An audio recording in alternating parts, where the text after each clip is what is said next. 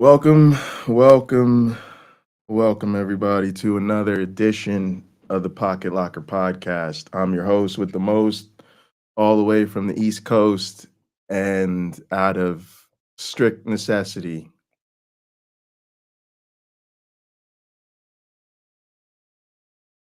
I am in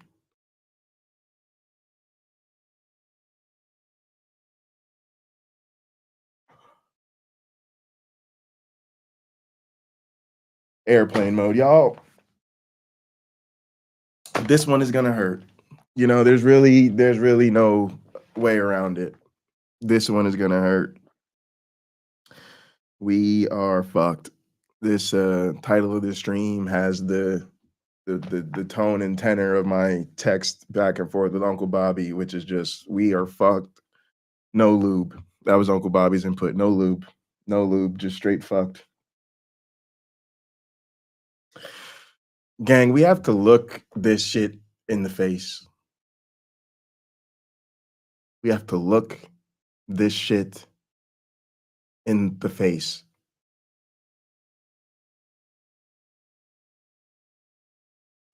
This is who we are. This is who we are. We are a nation that cannot overcome its white supremacy. We are a nation that just elected a felon over a prosecutor. We are a nation that just elected a rapist who took away a person's right to have bodily autonomy and plans to further strip away more bodily autonomy.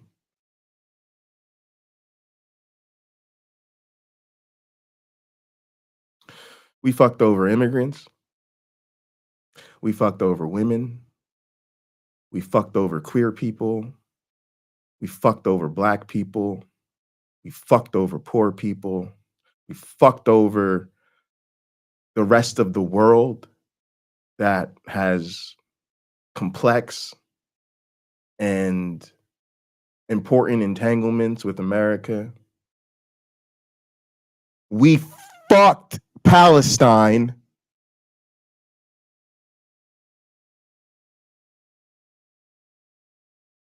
We might as well have told Ukraine to kiss our ass.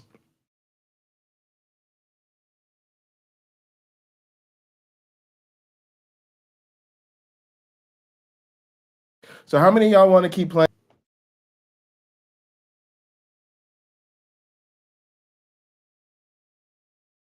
How many of y'all want to keep having these friendly little powwows with your Christian buddies? You invite all your believer friends over and talk more about the historicity of Jesus, the moral arguments. Want to talk more about the accuracy of the New Testament, the veracity of their claims.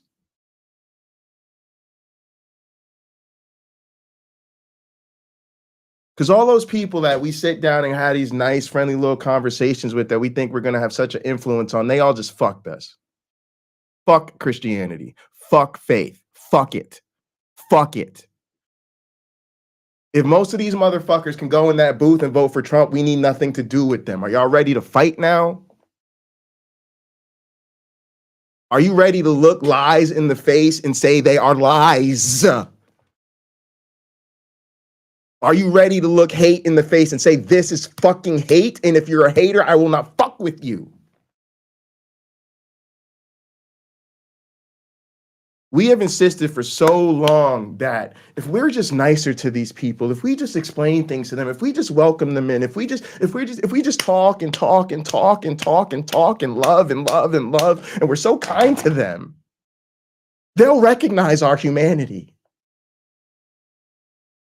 Are y'all done with that bullshit yet?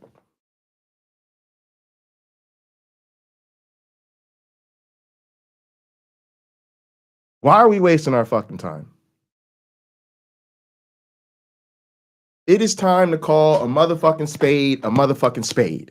Somebody hits you with some dumb shit, you tell them that's some dumb shit. I'm really sorry you're emotionally dependent on fucking, you know, fucking ancient Near Eastern fucking sheep herder myths. But the shit is ruining the fucking world. So why don't you wake the fuck up and get a fucking clue?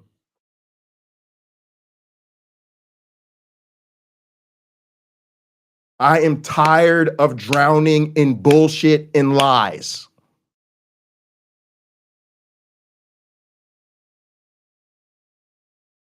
Tired of it.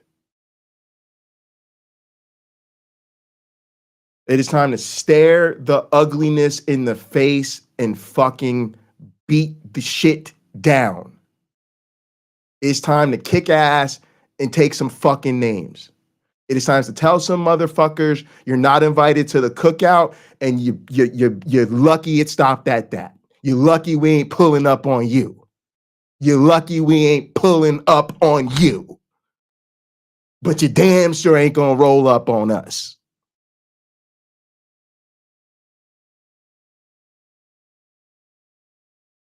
I have no need to be friendly, inquisitive, warm, fuzzy, or nice, any of that shit with motherfucking Christo-fascists who vote based on hate. They absolutely fist fucked all of us.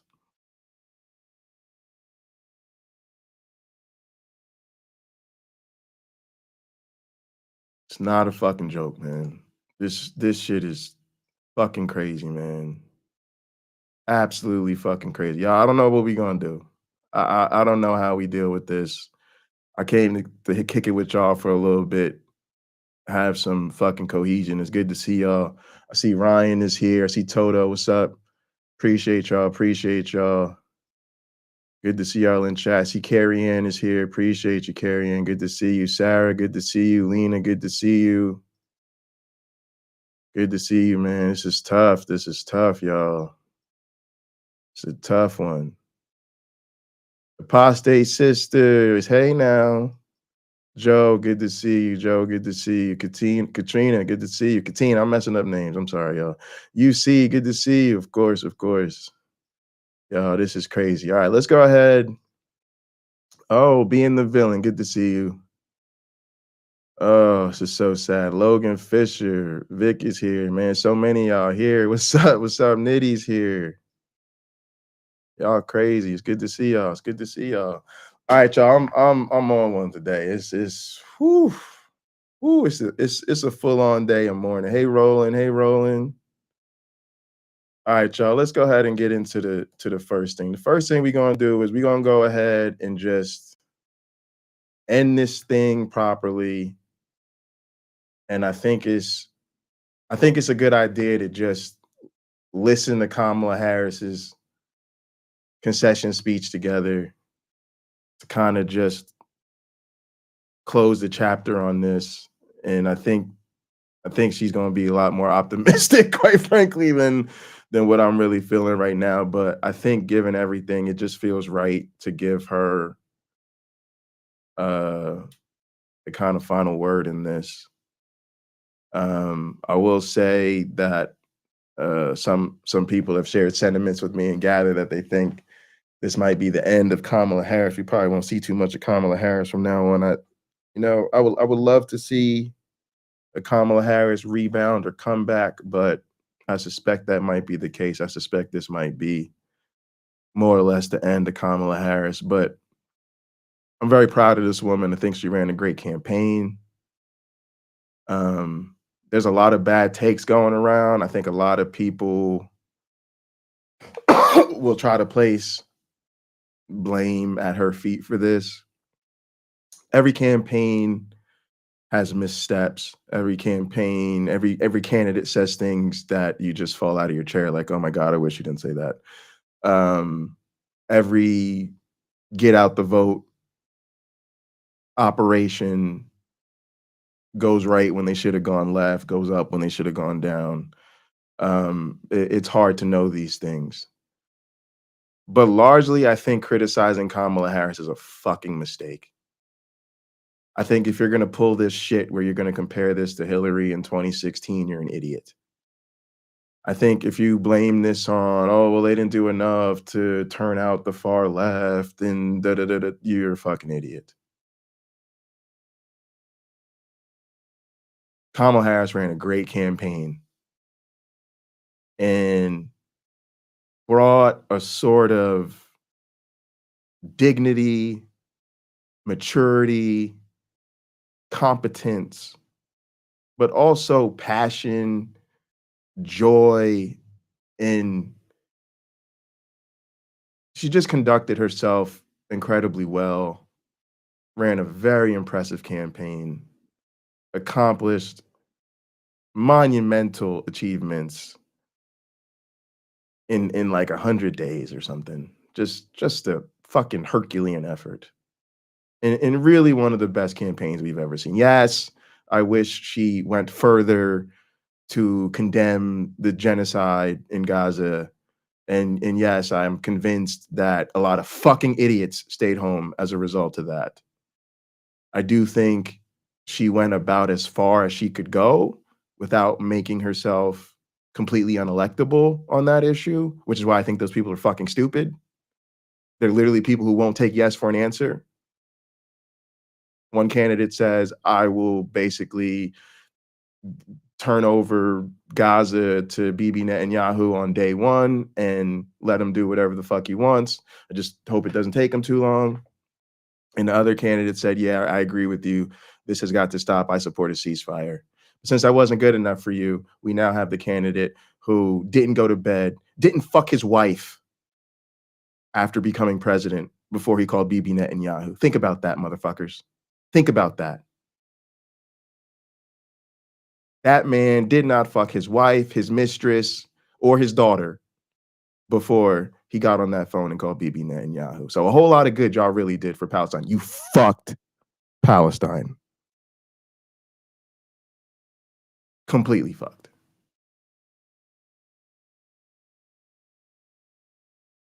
And yes, I think it was really stupid to embrace warmongers and make this huge deal about getting Republicans under our big tent and all that bullshit.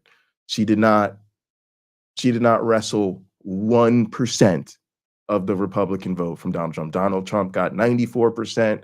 Or as far as I know, Donald Trump got 94% of the Republican vote last time. He got 94% of the Republican vote this time. That shit was stupid and a waste of time.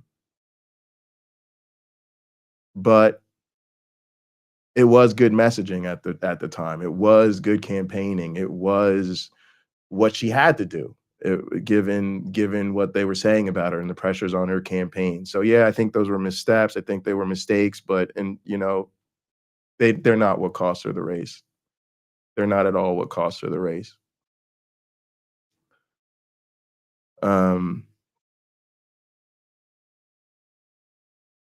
This is a nation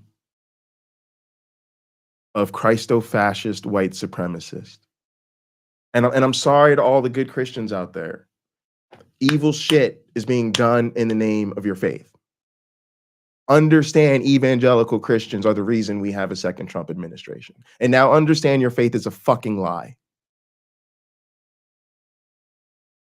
And I am tired of the pain points over all of society because we can't tell these people they're wrong.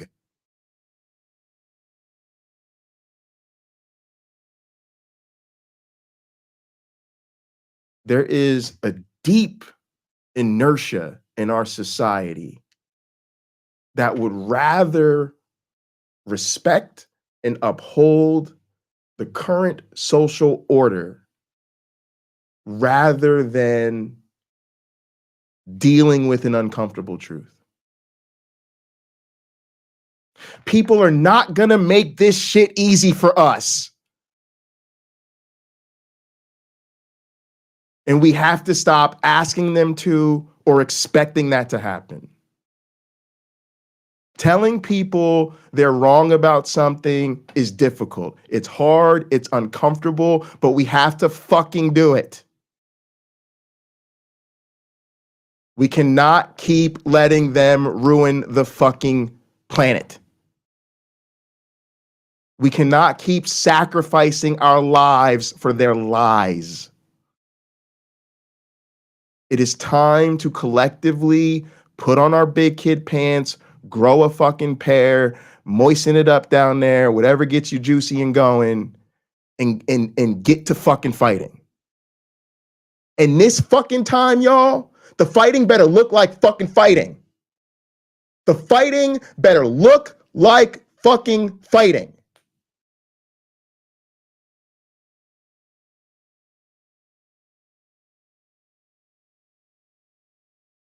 I'm tired of fighting looking like we playing patty cakes.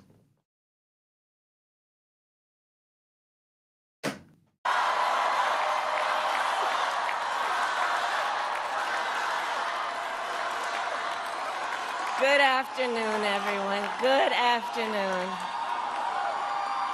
Good afternoon. Good afternoon. Thank you all. Thank you. Thank you. I'm sorry, Robin. It's hard, so babe. Let me say, and I love you back. And I love you back. So let me say, my heart is full today. My heart is full today, full of gratitude for the trust you have placed in me, full of love for our country, and full of resolve. The outcome of this election is not what we wanted, not what we fought for, not what we voted for, but hear me when I say, the light of America's promise will always burn bright. As long as we never give up, and as long as we keep fighting.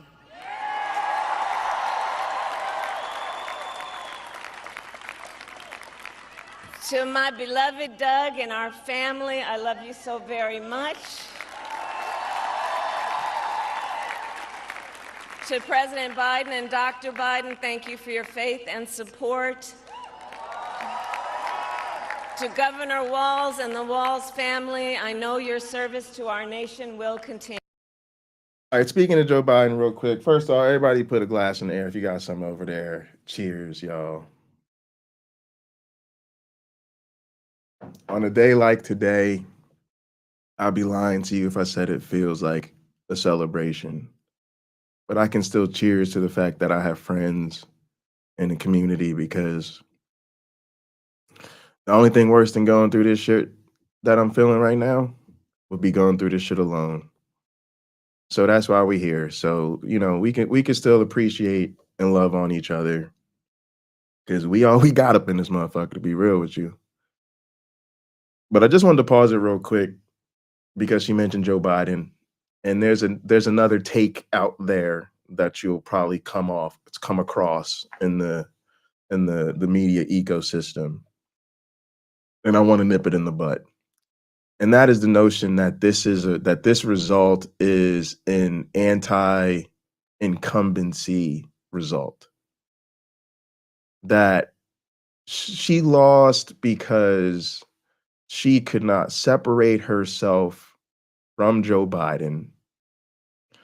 And as a result, she basically was treated as the incumbent. And that is why she lost. That this was a referendum on the Biden administration. And the result is, like I said, a result of anti-incumbency. That is a dog shit take, people. That is a dog shit take. Now, let me concede a couple things. She is part of the current administration. I'm not dumb. I know she's the vice president. Thank you very much. Second of all, she didn't do enough to separate herself from Joe Biden. Okay? She didn't. She really didn't. She should have done more to separate herself from Joe Biden. True. One of the worst moments she had on the campaign was she was asked on The View what she would do different than Biden, and she basically didn't have a good answer. So that is true. She did not do enough to separate herself from Joe Biden, and Joe Biden didn't do enough to put her forward as different than him. He tried in a little bit of way, but he definitely didn't do enough. He didn't do enough really to make her look good. To be honest, Joe Biden kind of sank Kamala Harris by treating her like a joke for 3.5 years. But that's neither here nor there. My point is, that is not why she lost. She is not the incumbent. And plenty of elections we have to show people know the difference between a president running for re-election and a vice president being a new administration, because even though they were the vice president, they were not the person in charge. So I'm sure anti-incumbency is out there. I'm not saying that's not why anybody made their decisions the way they did. But again, she did enough to overcome that. She ran a campaign that gave people plenty of reasons to vote for Kamala Harris. And yes, the Trump team and the right-wingers, they did try to blame her for all of the things that she's not been in charge of while she's been the vice president. But that is not why she lost. You need to face the ugliness of these ugly motherfuckers that voted for Trump, that are in a fucking cult, that don't care about a goddamn thing. Do not tell me it's an anti-incumbency vote when Trump was also a former president and he was horrible. He was literally the worst president ever. And he's a felon, and he's a rapist, and he's a joke, and he's a traitor, and he led an insurrection, and he was impeached twice. And they voted for him anyway. Do not tell me that is anti-incumbency. That is fucking insanity, is what it is. And anytime people throw these fucking excuses at you, beat that shit back, y'all. Because these are cop-outs. They are excuses to not look the ugliness in the face.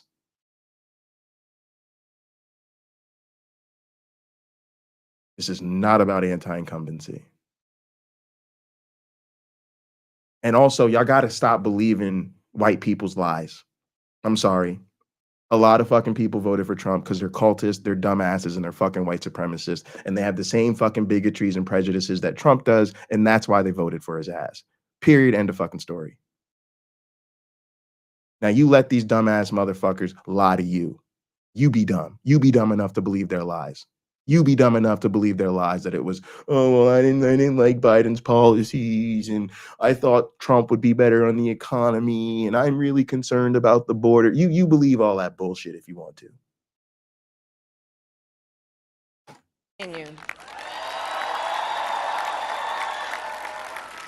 And to my extraordinary team, to the volunteers who gave so much of themselves, to the poll workers and the local election officials, I thank you. I thank you all. Look, I am so proud of the race we ran and the way we ran it. And the way we ran it over the 107 days of this campaign, we have been intentional about building community and building coalitions, bringing people together from every walk of life and background, united by love of country with enthusiasm and joy in our fight for America's future. And we did it with the knowledge that we all have so much more in common than what separates us. Now, I know folks are feeling and experiencing a range of emotions right now. I get it. But we must accept the results of this election. Earlier today, I spoke with President-elect Trump and congratulated him on his victory. I also told him that we will help him and his team with their transition. and that we will engage in a peaceful transfer of power.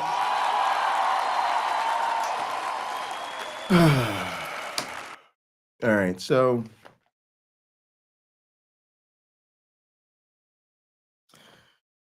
let me be clear.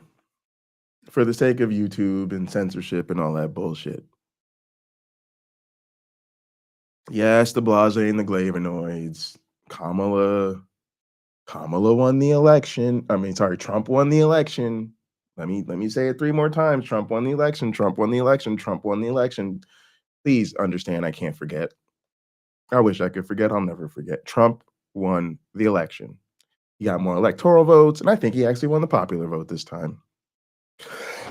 So on January the 4th, the 5th, the 6th, whatever the fuck it is, we're going to go to the fucking Capitol. We're going to certify the fucking election. We're going to watch Trump sit up there and take the oath of office, every single word of which will be a goddamn lie. Of course, a lie while he holds his hand on the Bible, which is kind of appropriate, I think, now. A fucking liar taking the oath of office on a book full of lies. Sounds about right. And so that's what it'll be. And Trump will be the 47th president of the United States.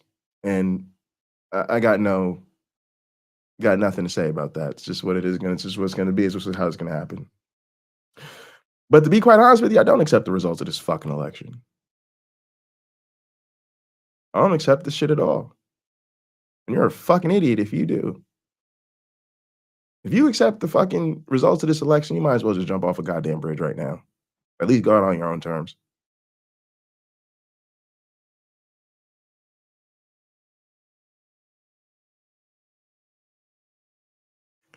We really supposed to accept? Don't get me wrong. This is what happened. This is what happened. Like I said, Trump's going to be the next president. But we shouldn't accept this shit at all. No. We should be very, very resistant about this. No. We should be. Trust me, I ain't a lot of Trump supporters in my life, or else there would have been some real ugliness today. I don't accept this. This is bullshit. This is disgusting. This is gross. This is the epitome of unacceptable. America has just voted for a convicted fascist. This is disgusting. This is gross. We should not accept this. We know it happened. It's a fact. It's reality. Trump will be the next president. But God damn it, this has to be a line in the sand that you understand this is wrong, and we cannot accept our neighbors, our friends, our coworkers, the people we go to school with. We cannot accept that this country just voted for this man. It'll be a cold day in hell before I accept that. We need answers. We need names. And when we get those answers and we get those names, there needs to be fucking accountability. And no, I'm not talking about violence. No, I'm not talking about breaking any laws. No, I'm not talking about terrorizing people. I'm talking about the same way you would do as a good parent. I think Nitty talks about this, natural consequences. Right? I love actually to hear Nitty. Nitty, if I'm getting it wrong, please correct me. But it's shit like you don't have to torture your kids. If they eat too much candy and they get a stomach ache, you're like, this is why we don't eat too much candy, because you're going to get a stomach ache. Now, fortunately, the stomach ache will go away. And now daddy's going to give you some Pepto-Bismol, help it go away even faster. But in the future, when I tell you to watch how much candy you eat, I'm not telling you that to be a jerk. There are natural consequences, and I'm trying to help you avoid a stomach ache. Okay, I tried to put you at bed at 8, 9. I told you to go to bed at 8 o'clock. You'd have been all right. Even at 9, you'd have probably been no good. But you wanted to stay up, and then you only got 3, 4 hours of sleep, and now you got to go to school, and you're cranky, and you're shouty, and you're mad. I can't make them move the school day back. So if you keep staying up way too late, you got to get up in the morning to go to school. Like, you're going to be tired, and then you're going to have a bad day. You're going to be cranky. You're not going to be doing your work. It's just going to be a whole mess. So you don't have to you don't have to beat your kids. Like, just they will learn that they shouldn't do that because there are natural consequences. We have fucked that up in America. We let people come into our spaces, in our communities, in our rooms, and we know they are lying. And we welcome them in. And we welcome their lies. And we let them spew their fucking lies. And then we say, thanks, I'm so glad you were willing to show up and lie to my face. What a great guy. Come back next week and let's do it again. We can be buddies. Where are the natural consequences of being a fucking liar? We let bigots, misogynists, racists, transphobes, queerphobes, fucking classist assholes who have disrespect and disregard for immigrants and poor people into our spaces and into our community. And we sit down and we engage in conversation with them and we call them friends. We call them friends even as it betrays and breaks the heart of our friends who are actually the ones who show up and are there for us. Where are the natural consequences? You can't be my friend if you're a bigot, period, end of story. You're not invited to the fucking cookout if you're a fucking misogynist, period, end of story.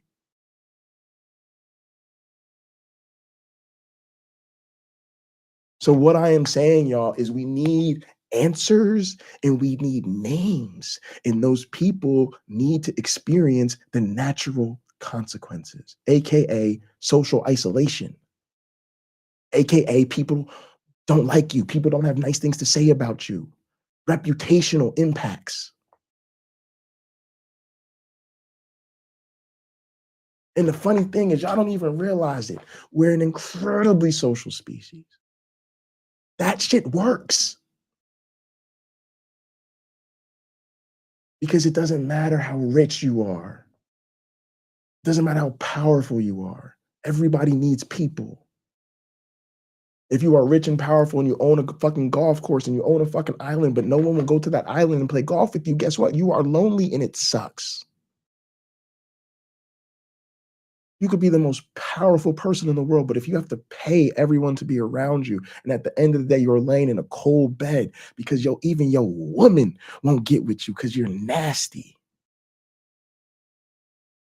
And yeah, people may say, yes, sir, and do what you force them to do because you pay them, but you know nobody respects you. That is a lonely, painful existence. And we are not giving people those natural consequences.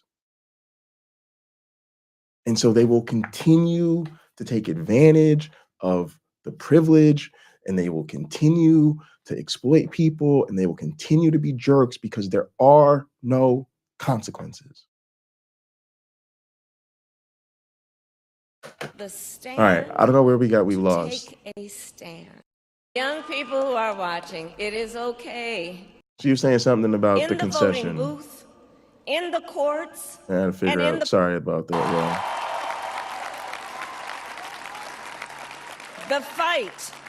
The fight for freedom, for opportunity, for fairness, and the dignity of all people.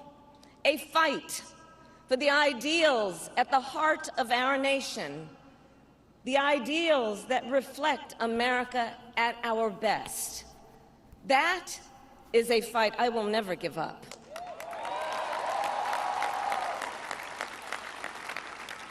I will never give up the fight for a future where Americans can pursue their dreams, ambitions, and aspirations, where the women of America have the freedom to make decisions about their own body and not have their government telling them what to do. Yeah, I don't know what to tell you. I don't know what to tell you because we already told you.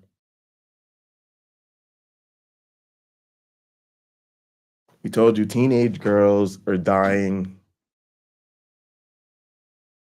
They're not dying in the back alleyway somewhere, like some fantasy from a bygone era. They're not dying because they got stranded in some mountain area somewhere and nobody could reach them in time because they were way out there in the remote bush. They are dying at the hospital. Maybe not the first hospital they went to. Maybe not even the second. Maybe like the third hospital they went to.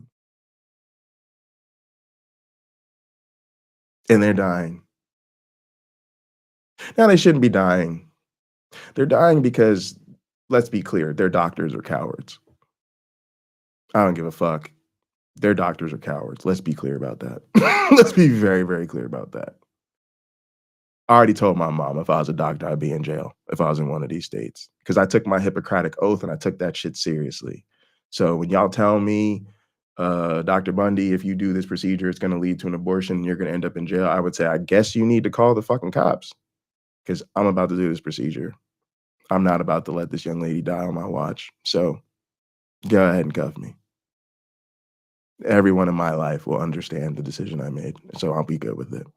Every single person in my life will be like, "Yep, that sounds like Jay. Yep, that sounds like exactly what we'd expect Jay to do. Yep, time to send them some money for commissary." Y'all already know what time it is. Y'all already know what time it is. Y'all already got links in the description. Links in the description. Y'all hook me up. You're about to need some commissary. So their doctors are cowards. Let's be clear. But that cowardice is caused by laws. So we already told you. You've heard stories. You know people are dying. And it's about to get worse. Heard he plans to expand the court. Heard he plans to have a couple of the current Supreme Court justices retire so we can appoint young ones. This fight just got a lot harder. And it's probably going to get a lot worse before it gets any better. We will never give up the fight to protect our schools and our streets from gun violence. And America, we will never give up the fight for our democracy, for the rule of law, for equal justice, and for the sacred idea that every one of us, no matter who we are or where we start out, has certain fundamental rights and freedoms that must be respected and upheld.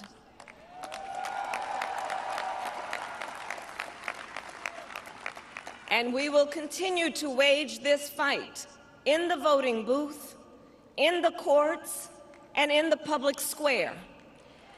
And we will also wage it in quieter ways, in how we live our lives, by treating one another with kindness and respect, by looking in the face of a stranger and seeing a neighbor, by always using our strength to lift people up. All right, so this is the thing, you know. This is you know, Kamala's a graceful person, and I genuinely think she believes this. But I think part of the issue with the mainstream is that the mainstream is always like 20 years behind the meta. And I genuinely think Kamala and many Democrats don't realize that it's this meet them where they're at. Let's be nice to each other. Let's all love it. That's in a way, that's what got us here. That's what got us here. We've done way too much of that for way too long. Way too long. This is not a when they go low, when they go high, when they go low, we go high moment. This is an Uncle Bobby, when they go low, we take it to the flow movement. That's what we need. We take it to the flow. Let's see how down and dirty you could really get. Because I'm telling you, that shit just don't work. It just don't work. But two things. Number one, I appreciate her class in the moment. I appreciate her calling us to better behavior than I'm currently willing to do so at the time. She's better than me. She can have that. But also, it is important that we rally around each other. You know, one of the things that I really think we need to do is you need to know who your friends are and who your friends are not. And when it comes to your friends, we absolutely do need to lift each other up and love each other and see each other as neighbors and care about each other. But for me, part of that love and care is a hedge of protection. And that hedge of protection means being vigilant for threats, recognizing threats, and then eliminating threats. Right? Because if not, then what are you doing? That's not love. So it's like I said, it's time for a fight that looks like a fight because we have people to protect. And we can't keep letting this happen. There's a lot of us who are strongly considering escape plans. Some people are already heading for the border. That's what the people need to be hit with. America's scary, y'all. I'm afraid. And I know there's people who are far more scared than I am. And I'm terrified.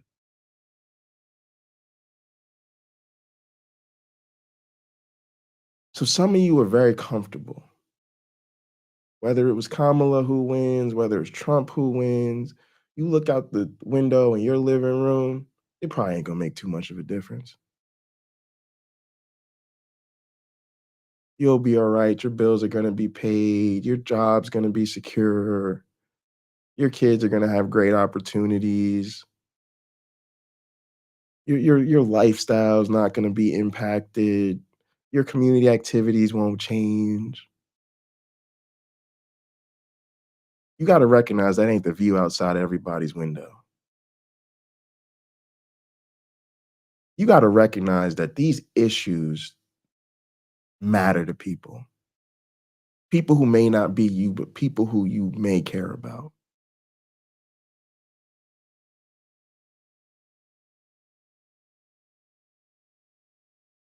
And you gotta do something. Because if you're not willing to fight to eliminate the threats to those people, you're just making us more vulnerable. You're literally just being a safe place. So we think we're safe. You draw us out of our fucking shells. You draw us into community, and then there's a nice, easy place for fucking fascists and bigots to target us. Matter of fact, that's what happens a lot in this community. People don't realize it. They get into secular atheist community. They start to have more humanistic values. They start to leave behind the dogma of the church and open their horizons. So that type of thinking attracts more diverse people. That's much better. That's a safer place for marginalized people. So communities like ours attract marginalized people. But yeah, a lot of people ain't out here. They're not willing to fight. They're not willing to make a stand. They're not willing to draw red lines. They're not willing to do what needs to be done. That's uncomfortable. So then what happens? All the fascists come out of the woodworks. Oh, there's some atheists to fight with. Oh my goodness. And they got a bunch of trans people I can harass. Oh, they got a bunch of women that are their mods and leaders in that community. A bunch of people of color. Oh my goodness. This is like fucking finding a gold mine. And look, I could say all this racist shit, all this misogynist shit, and nobody even does anything.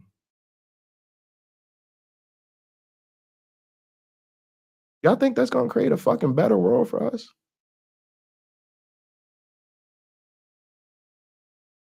It's time to grow up. Fight's gotta look like a fight. Fight for the dignity that all people deserve. The fight for our freedom will take hard work. But like I always say, we like hard work. Hard work is good work. Yeah, Dr. Fisher, I thought about that. My suggestion to you at this point is do it. My suggestion is whatever field you're in, um, go to conferences this year if you can, if you're ready. If not, maybe next year at the latest. And you need to be trying to identify opportunities in other countries, because every step you take in these borders, it makes it harder. Like like I was thinking about the same thing, and then I accepted a postdoc in the US, right? And then once I was in a postdoc program, I'm just trying to get through my postdoc program, and I'm just trying to, stay afloat and then find the next thing. And then I needed to either find another postdoc opportunity, take a faculty opportunity, and I didn't really have a lot of options. So then I hadn't developed really any international opportunities. So then I had to take a faculty job domestically. You see what I'm saying? And so, and then it's harder to leave a postdoc than it is to go into one, and it's harder to leave a faculty position than it is to start one, right? So, um, definitely with the result that came in yesterday, definitely I was feeling that decision a lot, talking to a lot of people in my life about it. But that would be my advice: is cultivate that opportunity now and then just do it. Matter of fact, if you want to really, really go, you might do something like try to identify a couple domestic opportunities you think you have, like with people you trust or really care about, just so you can feel like you have something, but then just take US off the table. Like just say I'm not taking a domestic job, and just don't even really look for them. I'm telling you, because you just gotta go. You just gotta go. I wish I just went, and even now I'm gonna be looking for opportunities. But yeah, that would be my advice, Logan. Love you, brother, no matter what. And so proud of you for doing what you're doing. I know grad school is hard. So like I said, Dr. Fisher, we're just waiting on the day you let us know. Work can be joyful work. And the fight for our country is always worth it. It is always worth it.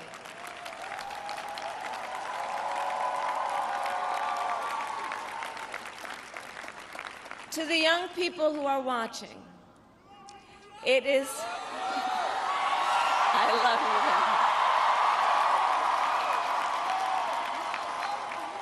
you. To the young people who are watching, it is okay to feel sad and disappointed. But please know it's going to be okay. On the campaign, I would often say, when we fight, we win. But here's the thing. Sometimes the fight takes a while. Appreciate y'all too. Thanks, Logan. That doesn't mean we won't win. Hey, Michael. Good to see you. The important thing is don't ever give up. Don't ever give up. Don't ever stop trying to make the world a better place. You have power. You have power. And don't you ever listen when anyone tells you something is impossible because it has never been done before. Let me say this. She's just so fucking positive.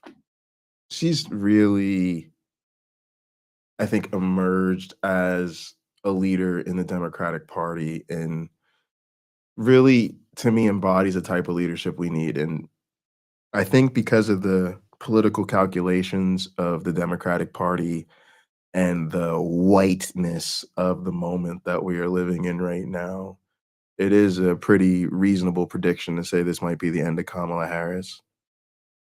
But I love an alternate universe where we stay behind her. She's the new de facto leader of the Democratic Party because Biden's headed to retirement and she was the vice president. And whether she's the candidate 4 years from now or not, I would just love to see her leading a broad coalition of progressive left-leaning people like her, the squad, Bernie. You see what I'm saying? Like I think if she stays on the scene, like, you know what I'm saying? Like she could really do a lot of good. And also, I wouldn't count it out because this Trump administration is going to be a nightmare. And if they really did have a full cycle to take her seriously and build her up and let her be on message and let her even get deeper into her proposals and how, you know, what people would do, you know, she the same way Trump did, the same way Trump was a everyday fucking presence in our lives, you know, Kamala could really um continue to be a huge force in American politics. So I will be paying attention. We'll see what happens. I don't know which way it's going to go. If I had an inclination, I would tell you. I really don't know. You have the capacity to do extraordinary good in the world. And so to everyone who is watching, do not despair. This is not a time to throw up our hands. This is a time to roll up our sleeves. This is a time to organize, to mobilize, and to stay engaged. Now, that right there, that is the difference between the Democrats and the third party. Of course, this is just on brand. I really do like her messaging, but from the inside perspective, y'all, person involved in party politics, this is the difference between the Democrats and the Republicans and every other party.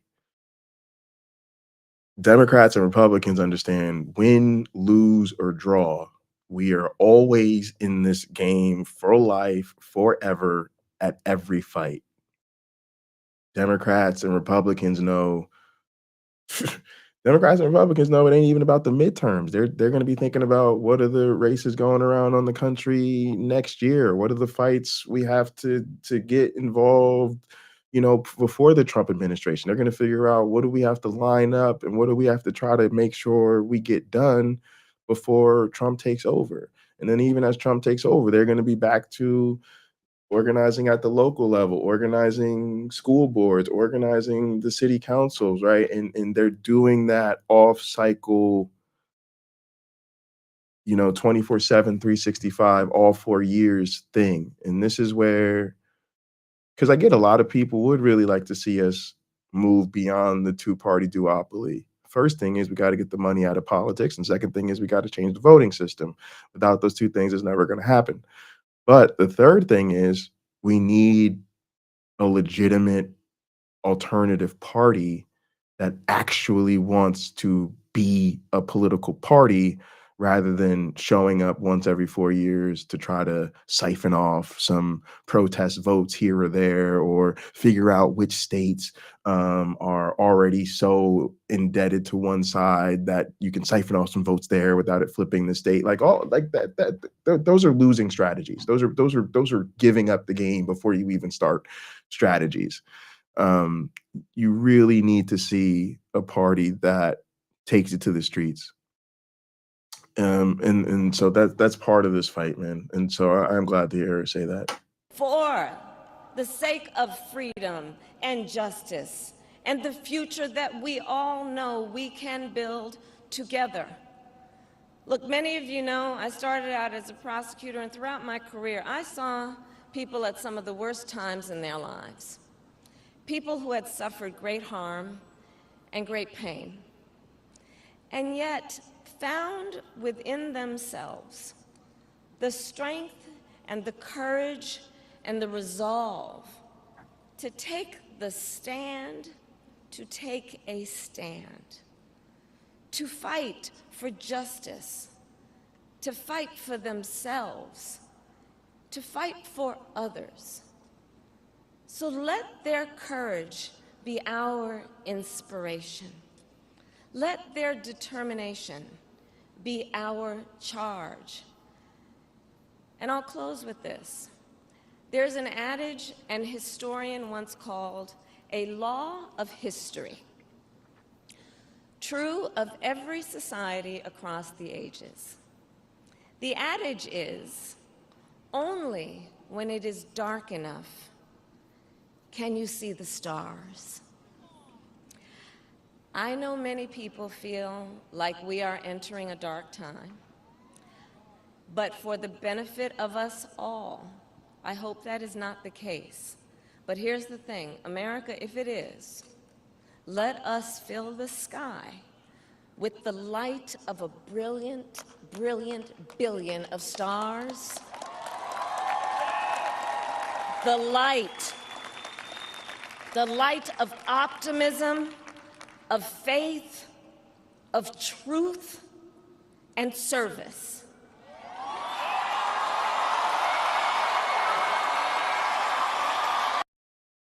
I hate to be that guy, but guess what? We have entered the era where we're not just going to let people do this anymore. Faith and truth don't go together. Sorry. That is a huge part of what got us here.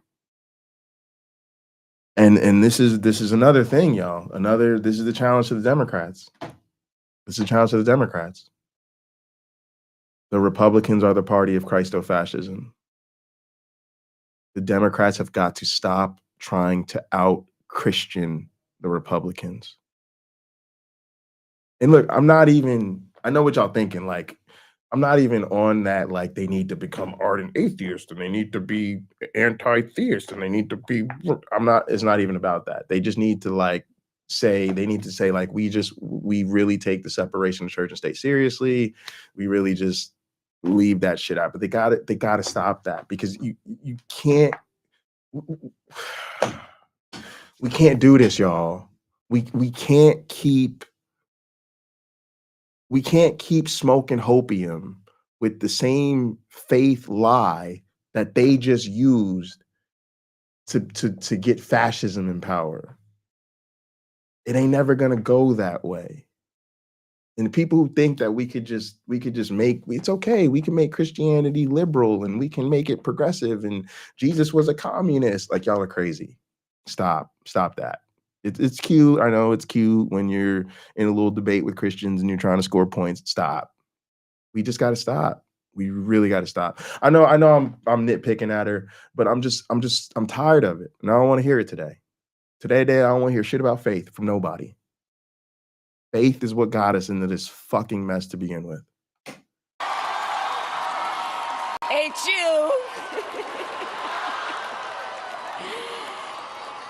And may that work guide us, even in the face of setbacks, toward the extraordinary promise of the United States of America. Y'all, could y'all tell my mood from the question of the day? Y'all was sitting here thinking of the question of the day, and I couldn't. Y'all, I was just so, there was just so much steam coming out of both ears. Just said, what the fuck happened?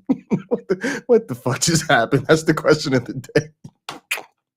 Thank you all. May God bless you, and may God bless the United States of America. I thank you all. What the fuck just happened, y'all?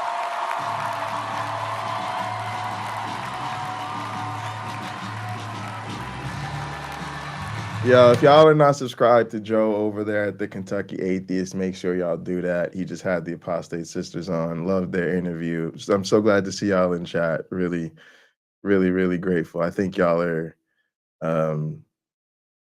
just cool. Y'all are just cool and have a cool voice and are doing a cool thing, and wish y'all all the best of luck, and hope y'all find community here. All right, y'all. So that is the first thing I wanted to put up, because it came up and I was watching it and I said, you know what, let's just give Kamala her say. Like, let's just let her wrap this up, because I think she earned that, man. It's really crazy. Like, there is a lot of mixed feelings in this moment. And maybe they'll change over time, but I'm so angry and hurt and disappointed and all of those terrible things. But I'm not upset with Kamala. I'm really not. I'm not disappointed in her. I'm not mad at her. I don't feel like she let me down. I don't feel like her campaign didn't do enough. Like, I don't feel any of that. Like, I feel like she really did her thing She really was awesome. She was clearly the best candidate. And I've been in situations like this. I've been on a ticket like this. I lost a campaign here. I lost a not here. I lost a campaign when I was in Michigan. I was like a real chief strategist on a campaign, and my candidate was very similar, like underfunded, came out late, kind of got in the game late. By the time she got in the game, everybody had kind of given away all their endorsements. We were the better candidate. Everybody said she was the better candidate. She got the endorsement of the major papers. She killed all the debates. Like, she was just clearly the better candidate and didn't win, didn't matter. It was just too late. It was the machine had already made up its mind, for lack of a better way to put it. We got our asses handed to us. But same thing. Like, I wasn't disappointed in my candidate. My candidate was a fucking superstar. Literally a fucking Olympian with a PhD in political science, with like I don't want to tell too much of the backstory because it'll be too easy to find her, but a backstory you can't even like some Hollywood movie type shit. Like, just crazy. Just a fucking superstar. So it was like you're awesome. I don't know what to say. Like, if you want to keep at this, you'll probably win next time. If you don't want to keep at this and you want to go do something else, you go do something else. You decide to go do something else. But yeah, I'm not disappointed in Kamala. She handled her fucking business. If I was on her campaign team, I'd be proud of what they accomplished. I wouldn't. This is, and this is what I'm telling y'all, because trust me, all of that's gonna be here. Not the next in the coming days, the coming weeks, but seriously in the coming months and in the coming years. Watch as all these different narratives emerge. It's going to be all about, well, did she not do enough on Palestine to bring in the far left? Did she, was it hugging Liz Cheney and going too far with the warmongering right? Did she not do enough to appeal to certain demographics to get turnout? Or was this an anti-incumbency? All of that's bullshit, y'all. All of it is bullshit and a distraction so that we do not have to stare the ugliness in the face. It's time to stare the ugliness in the face. There's absolutely nothing that woman did that in any way, shape, or form explains why she should lose an election to Donald Trump. Nothing, not a zero, zilch, don't want to hear it. Sometimes you have to accept that the right outcome did not happen and deal with that instead of the cope of trying to blame her. And that was a lot of the bullshit to begin with. One thing I can say that did undermine her was people working so hard to find a reason not to vote for her. People working so hard to undermine her campaign when the alternative was Donald J. Trump. All right, y'all, look. Now I'm gonna hit y'all with the main event of the evening. So when I woke up today, I woke up to this video from Olay. To be honest, she kind of called the Kamala thing from the beginning and said it probably wasn't gonna happen. But then a lot of people convinced her that it would. But you know, her thing was like, I'm done with America. Donald Trump won and America will regret it. So I really wanted to share this with y'all, but you know, I wanted to get Kamala's concession speech in there. So let's go ahead and jump into this. And yeah, appreciate y'all. Thank y'all so much for being here. Donald Trump won the 2024 presidential election. And I know that many people will want me to solely blame Kamala Harris's campaign strategy or the Democrats as a party. Hey, Michael. Frankly, you cannot convince me that a nation of people who cannot be convinced not to vote for a white supremacist, promising to destroy their rights, every marginalized community, and their entire democracy is without blame, that they are not responsible for their choices and the consequences that will follow. I want to make this brief because frankly, it's clear to me that I have been wasting my breath trying to warn Americans of the dangers of a Trump administration because Trump himself told them what those dangers were. He didn't run on policy. He didn't promise to build anything. Instead, he promised to tear this nation apart, to break things down.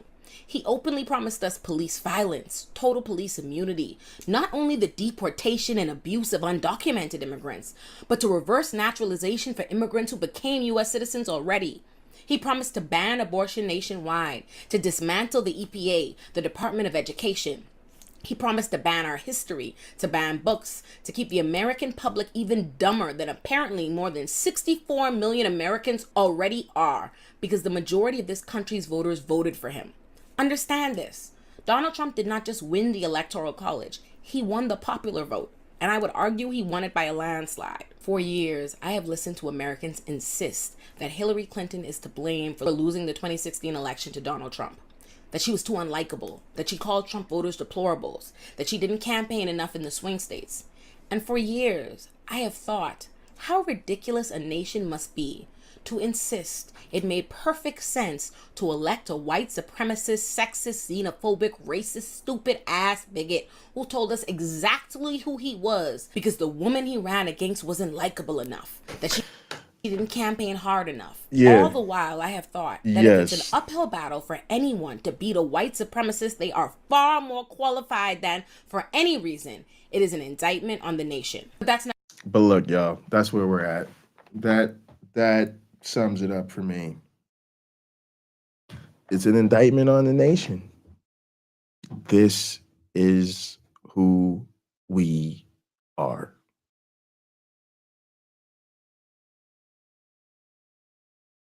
And this is what I mean about looking the ugliness in the face.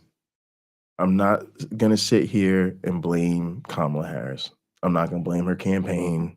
I'm not going to blame her reaching out to Republicans. I'm not going to blame her not going far enough with the left. I don't give a fuck about the swing states. These motherfuckers love Trump.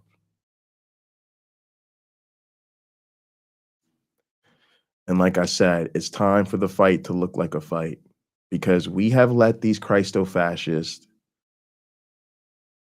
take over our lives. And yes, including our community. And we have looked these motherfuckers in the face and engaged in these fucking esoteric fucking dialogues with these assholes. And overlooked the fact that they're Christo-fascists who likely support or are deeply in community with those who support Trump and his Christo-fascist agenda. Or at the very least, don't give a fuck that the majority of evangelical believers in this country elected Donald Trump. Think about this. They think it's more important to argue with atheists about the historicity of Jesus or the veracity of the New Testament or the ontological argument or the moral arguments than it is to make sure the people in their church aren't voting for a fucking rapist or a traitor and a felon and somebody who led an insurrection and was impeached twice. Do you understand why I'm done with these motherfuckers?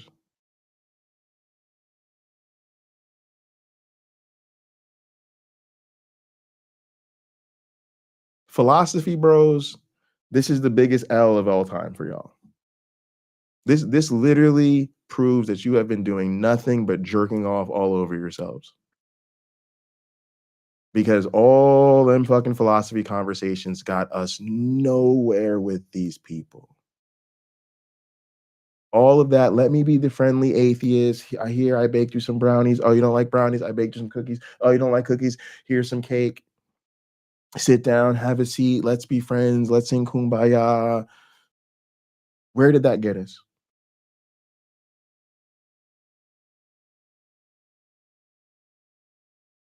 Because I can tell you right now, all the marginalized people in your life are fucked.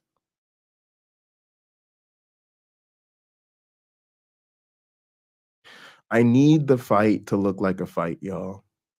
I need those of you who want to be in this community to learn how to fucking pretend to care.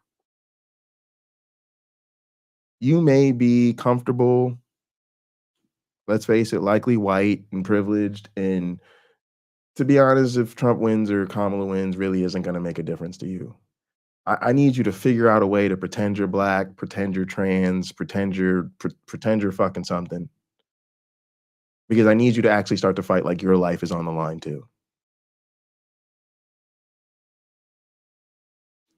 Because you know what? The truth is, it's funny. Like, I feel so lucky that like white folks listen to me. Like being a product of mostly white environments, being the only black person in mostly white environments literally my entire life, I guess has like given me a personality that like white people can jive with, which is crazy because y'all let me talk about a lot of challenging shit to y'all, and I appreciate that. I really do. And I'm sure Olay feels the same way. But the truth is, the motherfuckers that really need to change, the motherfuckers that really need to be reached, the motherfuckers that are really the problem, they will never listen to me or Olay. And Olay fine as shit. But be it our black skin, our not being Christian, her being, you know, Bahamian or whatever, like it's just never gonna happen for us. So the people that suck the most, they're really only gonna listen to y'all. And so if you keep telling them like, yeah, you're a lying sack of shit and you know, represent a totally reprehensible and immoral worldview, but it's all good because, you know, you're nice to me and I like your shirt and, you know, you're willing to eat cookies with me, then we're fucked. We're fucked. Because our crying, pleading, begging, protesting, screaming, leaving the country doesn't matter. They don't give a shit. They don't give a shit. So it really is on the people who are relevant to the people who need to be changed to do the things that are necessary to actually change them. Or else you're not really fighting for us. You might like speak up for us. You might like agree with us. You might be intellectually on side with us. But we need fighters. We need people who are not going to think it's cool to lie anymore. We need people who are going to draw red lines. We need people who are willing to cut people off. We need people who are going to grow a pair and are willing to do the difficult things. Because guess what, motherfucker? It's been hard for us always. It's always difficult for us. Every fucking day is difficult for us. This is what all of us deal with every day as marginalized people. There is not a woman, person of color, or a queer person in this room right now watching this stream who does not know what it feels like to be the best at something, the most passionate about something, the most qualified for something, the most deserving of something, and for it to not matter at all simply because of who you are. That's what hurts the most about this Kamala shit. For all the people running around shocked and surprised, that's not what's hurting us as marginalized people. What's hurting us is that we're not shocked and surprised. We believed for a moment that holy shit, there's a miraculous thing gonna happen in America, something else. Nah, and then we woke up and realized it's actually just Wednesday. Yeah, I don't know what the fuck I was tripping, y'all. I was tripping. I don't know what happened to me. The last 90 or 100 days, I thought we was leading up to something and we were part of a movement and everything was getting rosier and better and it was going to lead up to this election day, and Tuesday, November 5th, 24 was going to be the day we showed the world America is still that fucking country. Yeah, I was smoking crack. It was literally just Tuesday. It was just Tuesday, and today is just Wednesday, and it's just another day that it doesn't matter how much more qualified the black woman is than the white guy. It doesn't matter if the white guy's a rapist, a felon, an insurrectionist traitor, and who has promised to destroy America and the world if only he could have the chance. America was like, oh, cool. Hey, at least you ain't that black bitch. Right this way, sir. I fucked around, y'all, and forgot it's just Wednesday. Never what I've said, because I have always chosen to try to be mindful about how I discuss US elections whose results totally upend my life. And I knew, not just based on that election, or the general voting patterns of each demographic in this country, or the bigoted discourse that's been suffocating us all for 3 election cycles now, but by my lived experience as a Black woman, that this deeply racist and sexist country that refused to elect a white woman would not elect a Black woman. I knew that, and I voiced that the moment Joe Biden dropped out and Kamala Harris became the nominee. But I allowed people to muscle me into believing America isn't who I've always known it to be, and who it continues to show me it is. I listened to people tell me that I was being too cynical to believe she would have an impossible hill to climb. Hey, to believe YouTube that white punk. Good to see you, bro. It's been a rough day, man. Good to see you. Good to see you, YouTube punk. women would never vote for her no matter what they told you. That this country hates Black women, that it hates immigrants, and that it hates Kamala Harris not for who she is, but what she is. But people wanted her to win. We wanted her to win. They wanted to believe she could win. They wanted to feel optimistic, which required them to believe America was not America. So they convinced themselves Kamala Harris could win if she did X, Y, Z. If she ran a particular kind of campaign, if she was more left, if she was less left, if she laughed less, if she talked more, the list goes on. And people were so convinced. I let them sell me a dream I knew was a mirage. Yeah, but you know what? I'm feeling the same way. And I hate to say this, y'all, but like, I'm gonna always be that. At the end of the day, I'm gonna always be that because I was raised to be that. I was just straight raised to be that. I came home crying. I'm the only Black kid in an all-white school as a child. That first happened to me, I don't know, I was in fucking, whew, 5th grade, I think was the first time. Young as shit. Came home crying. My mother was like, "This is the way the world is." My mother was like, "This is the way corporate America is." My mom was dealing with the same shit at work. I was the only Black kid in school. She was the only white. She was the only Black woman at work. What seems to be the problem? This is the way it is. No, I'm not taking you out that school. I literally begged to be taken. No, I'm not taking you out that school. I'm not taking you out that school at all because you're gonna learn this is the way the world is. This is the way the world is, y'all. And it's harsh and it sucks, but you know what? You learn to achieve within that framework. You know, my parents had expectations of me. Like when I graduated from school, my parents were like, "Why aren't you the valedictorian?" Because I was like, "Y'all know I ain't." You know, I'm super smart. Like I always got great grades, but I was never like really trying to be the valedictorian. But my parents was like, "Why? Why not?" You know, I went to college on a full scholarship, so clearly I was able to achieve and work in that environment. And I tried to become, and I was elected president of student government at Penn State. At the time, people thought I would have been the first Black president of the student government at Penn State. Turns out that's actually not true. There's a guy who's the district attorney in Philadelphia who was also elected president of the student government at Penn State, but most people just didn't remember that. But the point is I did it there.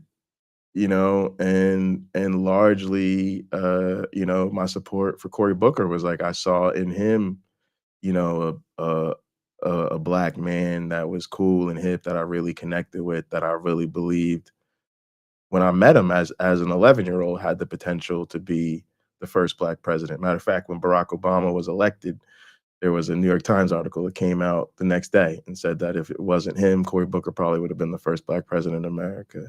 My point is, I'm gonna always show up for Black people trying to achieve. Even if I think, quote unquote, they are not gonna let that achievement happen or America's not ready or they're gonna find a way to take it from you or whatever it is. It's like we always gotta show up for each other when we're trying to do something. So I feel the same way Olay feels. Like I felt like I was like, you know, like I got into it. I was believing the hopium and I was trying to convince y'all and sell some of y'all on the hopium. Like, let's get behind this woman. Like, let's do it. But I don't think that was the wrong thing to do, right? Like what better choice did we have? What should we have done? Should we have just rolled over and let Donald Trump have it? Should we have, you know, stuck with Joe Biden even though we know Joe Biden was going to lose? No, like, you know, we took our shot. And I don't regret taking our shot. And if Olay ran for president and became the Democratic nominee, I would get behind her too. We just have to, you know, even when you know that's the one thing I know I learned being on a losing basketball team. I was on a basketball team when I went to a small Catholic school, so our basketball team literally never won a game. We won one game because the team had to forfeit to go play in a tournament. But you learned you were your school's team. So you showed up to practice every day. You played your hardest in every game, and every game you went out to pizza with your team and your coach afterwards and said, we'll try to get the next one, you know? And so it is hard to deal with this pain and disappointment, but I don't regret showing up for people, and I'm always show up for people. I let people muscle me into forgetting the most important truth about racism and misogyny, which is that it doesn't care about truth. It does not care about qualifications. It does not care about fair. The truth is, there is nothing Kamala Harris could have done to win that election. I knew it when she became the nominee, and I'm more sure than ever before. Many leftists want to believe and will continue to argue tooth and nail that she did not win because she wasn't left enough, because she was too centrist, because of her stance on Gaza. But the evidence simply does not reflect this. First of all, maybe if only Kamala Harris lost, you could choose to ignore all the data that explicitly told us that Americans believed Kamala Harris and the Democrats were too liberal, which is something they likely believed not because of Kamala Harris's actual stances or policy agenda, but simply because she's a black woman. But it wasn't just— That is right. It was never not a single person that was telling you she was too liberal could actually name something about her that was too liberal. It was just the vibes. And I'm tired of that conversation too. First off, people are like, that bothers me when people are saying like, oh, it wasn't about policy, it was all vibes and feels. What the fuck felt good about Trump's campaign? Trump's campaign felt icky, gross, disgusting, dirty. And every time I watched the Trump rally, I felt like I needed to take a fucking shower afterwards. Kamala Harris had positivity, optimism, way larger crowd, celebrity buzz, viral moments, what became a fucking cultural phenomenon, memes all over the fucking place. What the fuck are y'all talking about? Trump won the vibes. Trump won because of vibes and feels. The feel of grossness, the feel of groping women without consent, the feel of the Jeffrey Epstein vibe, the racist jokes at Madison Square Garden feels. Is that what the fuck y'all are talking about? Y'all think that was a better vibe? You're confessing. You're confessing things to me you don't want to be confessing about yourself when you say that to me. Kamala whooped his ass on policy and vibes and feels and emotions and attitude and every fucking thing else, and organization and fundraising and get out the vote efforts and swing state operations and building large coalitions. Get the fuck out of my face with the bullshit. Kamala Harris who lost. It's not even just that the Democrats are projected to lose the Senate and the House, but progressive legislation on the ballot failed all over the country. From Florida to California failed. The entire country moved to the far right. Some leftists will choose to believe that the entire country moving to the far right, shooting down progressive legislation and candidates nationwide, and explicitly declaring that the Democratic candidate was too left is proof that the candidate lost because she didn't openly pander to the far left enough. Many of whom declared time and time again that they wouldn't vote for a Democrat under any circumstances because they were going to break the duopoly, get the Greens to 5%, teach the Democrats a lesson on Gaza, vote their conscience, vote their heart, not vote at all because both parties are the same and fascism is already here. Some leftists will choose to believe this outcome is the result of Gaza, and that this outcome proves that the Democrats would have won had they listened to the furthest left. But the data does not support this. Jill Stein did not win 5%. She didn't even win 2%, not in Michigan or anywhere else. The exit polls indicated what many already knew, and it's that Americans care about domestic issues far more than they care about foreign policy or what happens abroad. They voted on economy and their flatly incorrect belief that Trump would be better on the economy, despite economist after economist assuring us all that Trump will destroy the economy. I have to just say this. It's all bullshit. Let me say this so clear to y'all because it's the day after the election and fucks I do not have to give.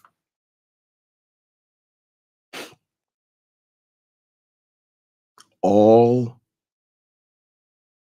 Republican policy positions are an excuse for bigotry. Let me say that one more time for those who didn't hear. For those of you way in the back. For those of you who were clearing out your ears at the time. All Republican policy positions are an excuse for bigotry. I need to hit it one more time. You know, I'm a student of that MLK rule of 3. If something's really important, you say it 3 times. All Republican policy positions are an excuse for bigotry. Listen, let's be very clear.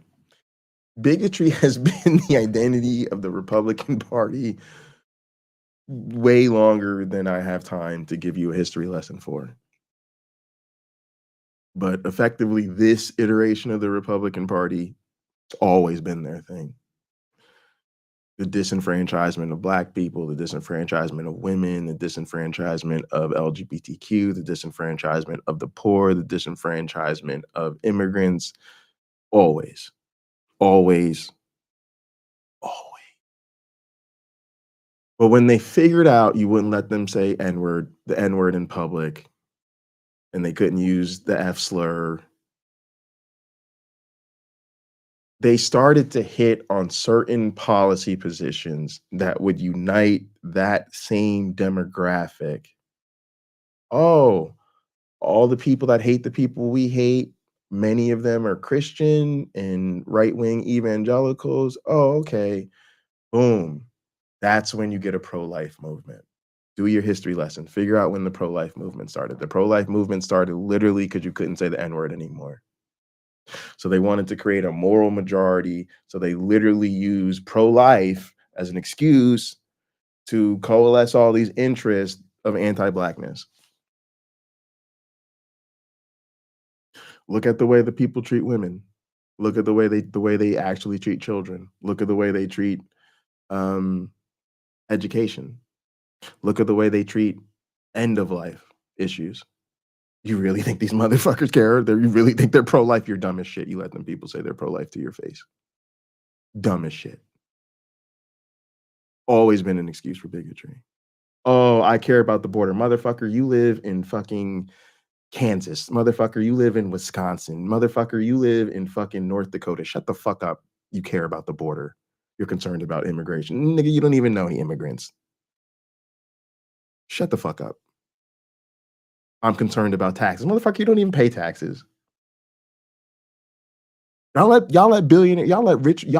motherfuckers who make good 6 figures. I ain't even talking 100 grand. I'm talking 250 plus. Some of y'all let motherfuckers who are actual millionaires tell you they vote Republican because they don't want to pay taxes. I'm sorry. A rich Republican who doesn't pay their taxes can never call anybody a fucking snowflake. You snowflake little bitch. You're actually fucking rich and you don't want to pay your taxes. Knowing good and goddamn well they wouldn't let a poor person get away with not paying their taxes. They wouldn't let a Black person get away with not paying their taxes. They wouldn't let a small business get away with not paying their taxes. Oh yeah, they think the IRS should be auditing all them people. Oh, tax evasion's a crime. They don't mind watching anybody else go to jail for that shit. What a fucking snowflake little bitch. You don't want to pay your fair share of the fucking taxes. You make all this goddamn fucking money and you don't want to pay your taxes. And y'all accept that. Y'all accept that.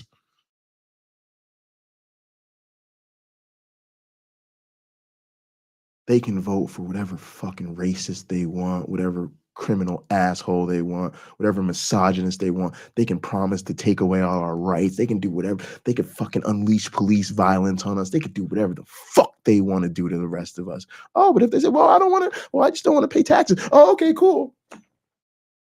No, he's not an asshole. He's not a racist prick. No, he just doesn't want to pay taxes. Oh, okay, well, I guess he's just a Republican. Can't do anything about it. He doesn't want to pay his taxes. Every Republican policy position is an excuse for bigotry. So do not make the mistake of repeating their policy positions as though they actually give a fuck about policies. And that he would suppress the marginalized groups they've grown sick of hearing from. Leftists will say that Democrats have no one to blame for the results of this election but themselves. But that implies that it's Democrats who lost something tonight. But it's all of us who lost. We will lose our rights. And many of us will lose our lives. You are not dunking on the Dems. You are dunking on us. The joke is on us. America is not who many leftists want to believe it is. The truth is that this country is deeply, deeply racist, sexist, homophobic, xenophobic, fundamentally hateful, and downright uneducated. No one will gain anything from a Trump presidency, but the losses will be crippling. Importantly, although I think many leftists are wrong in what they'll choose to take from the results of this election, I want to be explicitly and abundantly clear that leftists, far left or otherwise, are not to blame for the results of this election. Shoots. Not even the Electoral College is to blame, because most voters did vote for Trump. Yep. But you know who didn't? Black people. If there is one solitary group in this country who is not to blame for the dark times that are soon to come upon us, it's Black people, who voted overwhelmingly for the Democrats and to save this democracy. And despite how many thinly veiled racist attacks Black people had to endure all election season, that we were only voting for Kamala because she's Black, all ranging from Republicans to white leftists and even some non-white people, like the Green Party's both transphobic and anti-abortion vice presidential pick, Butch Ware, the truth is that Black people always vote overwhelmingly Democrat, even when the candidates have been white as they usually are, because the alternative is a white supremacist party openly and aggressively committed to our subjugation. So and again, any of y'all who claim to be anti-racist but really don't have shit to say about the fact that the Republican Party has always openly been committed to the subjugation of Black people, just own your apathy. Just own your apathy. Part of your privilege is to be able to say, you know what, I'm a fucking white guy, I make a lot of money, I really just don't give that much of a shit about racism. It'd be far more believable. I believe that. I would totally believe that. I buy that. Brief intermission. ¿Por qué? No muchos inmigrantes, como nosotros también somos No more inmigrantes, immigrants. pero no Like we muchos. immigrants, but no No. more. Like we are immigrants, but no more. No más. Llegaste, pero No no more. más. Exactamente. You came in, but no more. Exactly. No más. No more. And what's funny, and it's funny too, like this shit is so deep. The racial implications of this too. Like a lot of these people really, that's who they are. They got here, they're getting theirs, they want an opportunity, but they don't want to see that opportunity for other people. And a lot of them really do think they're like, I don't want to say they think they're doing the proximity to whiteness thing. They really think they can come over here, slap on a cross necklace, you know, and like they're gonna now be accepted. And there's a lot of internalized racism. Like they start to see themselves identifying with white Americans and then start to see other Black and brown immigrants as, quite frankly, undesirables. It's really, it's a alarming and frightening phenomenon. You voted for Donald Trump when you're so into facts, because his entire campaign is not based in facts. It was all based in propaganda and emotion. I voted for Donald Trump for one reason only. His policies, if implemented, would slow the dispossession of whites in the United States.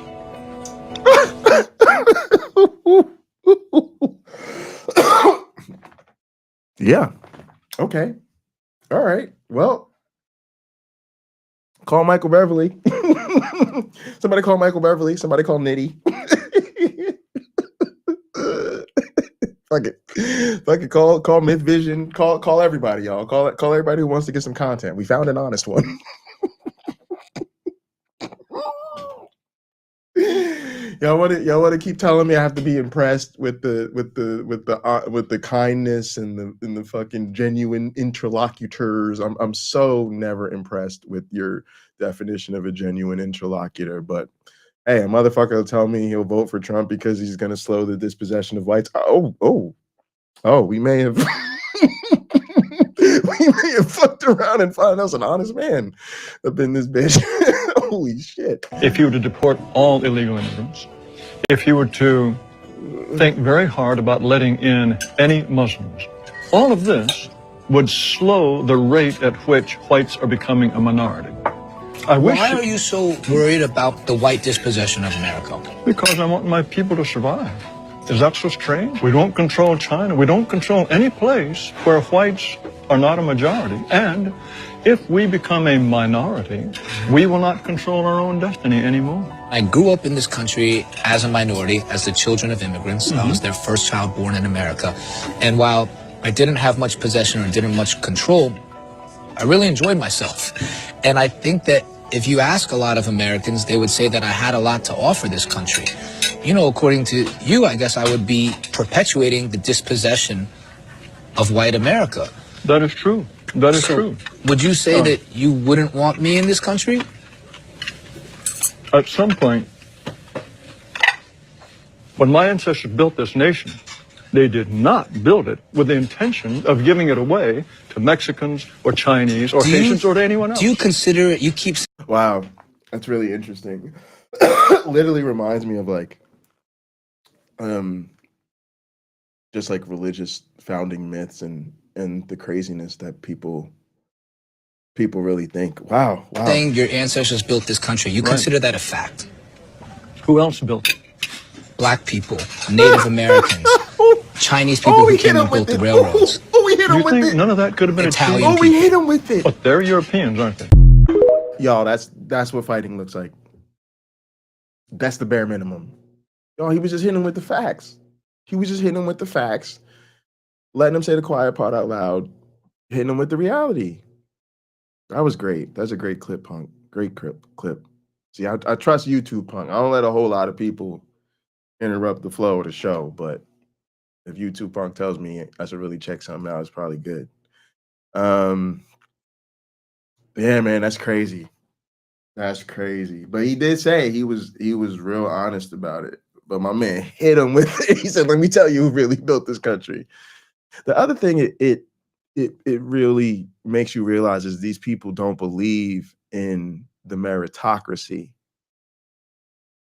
What they're really afraid of is competition in a level playing field.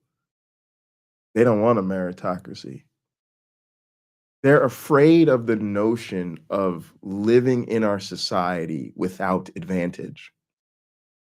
We should tell you a couple things. One, it should tell you they're some motherfucking pussies.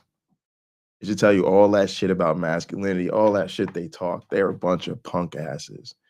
The conservatives are the snowflakiest of the snowflakiest. They're literally afraid of foreigners. They're afraid of immigrants. They won't even drive through the hood. They won't even drive through our neighborhoods. They're so afraid of us. Little bitches. But what's up with y'all? Aren't y'all the best parents and the best educators and the best hardest workers and the most ingenious and you have the most ingenuity? So shouldn't you be good? Like, yo, I'm gonna just give my kids. I'm gonna just have some kids. I'm not even gonna fucking give them any advantage. I'm gonna send them to public schools. I'm spending my money now. I'm not leaving these brats my fucking an inheritance. Fuck that shit. They'll go to college and work and earn theirs. But see, that's what I saw. I saw a punk ass little bitch rich white guy, versus a real one, the Asian guy. And he told him straight up, like, I enjoyed America. We didn't have much, but shit, we made it. Like, we figured out how to work, how to eat, how to get educated, how to build our lives. We built our lives here. People are like, I came here with nothing. Nothing. And I'm good, man. I fell in love, achieved, didn't achieve, accomplished, failed, had great days, bad days. These motherfuckers scared, y'all. They really scared. Like, they're literally afraid of life as without the advantages. And that also tells you how fucked up they know the world is. They know we're dealing with severe late stage capitalism, and without advantages, you might be uber fucked. So they know how bad it is for other people because they're literally afraid to live like those other people. What's up with that? Do not look to Black people to blame for what's to come. Look to white men, white women, and Latino voters, who I wish I could say I was surprised by, but I am not, because I know what this country is. Throughout Kamala Harris's campaign, people who invested their efforts into protesting against her because their contempt is reserved for liberals, not fascists, told us that they were protesting Kamala Harris and making demands of Kamala Harris while speaking nothing of Donald Trump. Okay, we got to rewind that. I got to hear this again. This was like one of her main points was so good. Throughout Kamala Harris's campaign, people who invested their efforts into protesting against her because their contempt is reserved for liberals, not fascists. Their contempt is reserved for liberals, not fascists. I felt so much of that. I felt that so hard. That shit got to stop. That didn't win. I hope those people. I hope those people learned. If they didn't learn, well, just keep a close eye on Palestine. Keep a good watch on Palestine. You're gonna learn soon.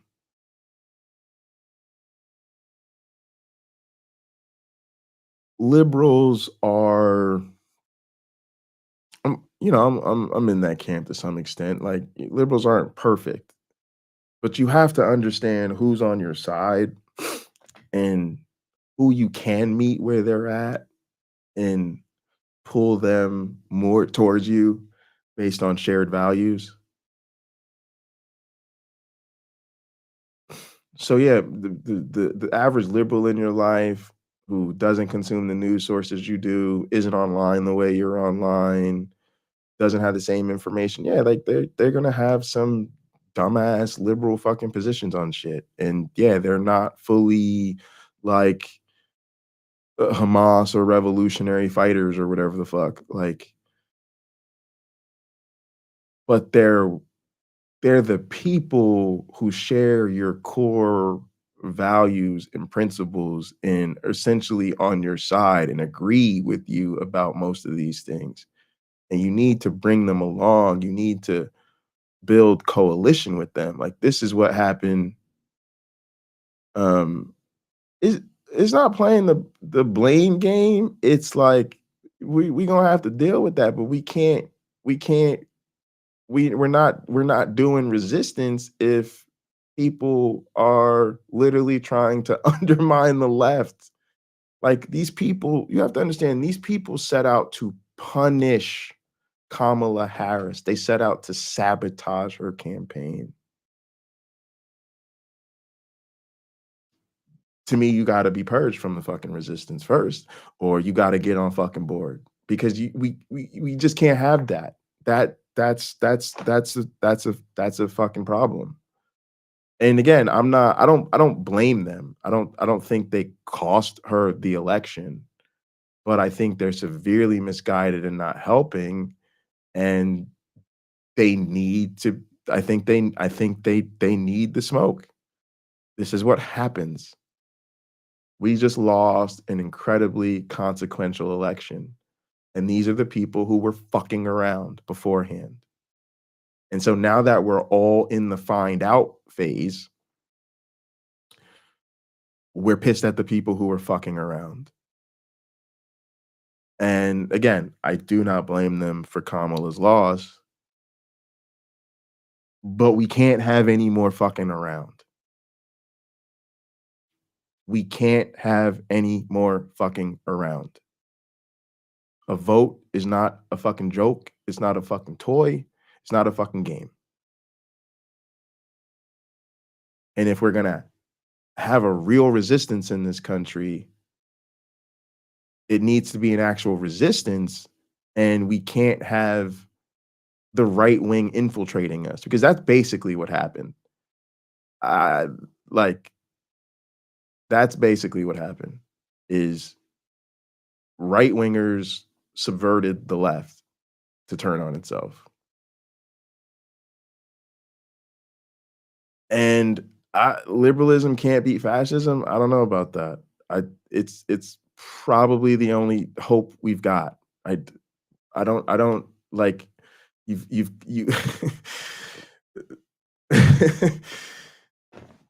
we're all products of history. And while I would love to see a real socialist, communist type viability in this country, I need to understand it's not going to happen in the current framework.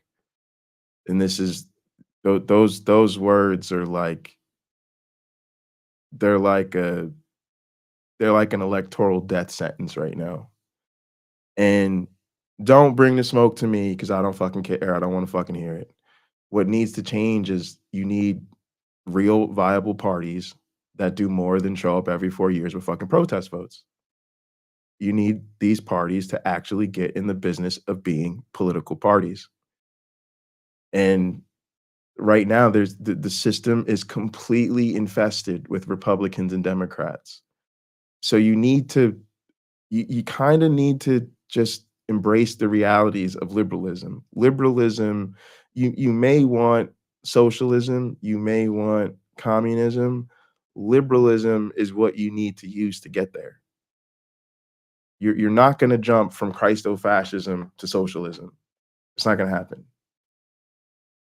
But you can cultivate a real, viable majority in this country based on,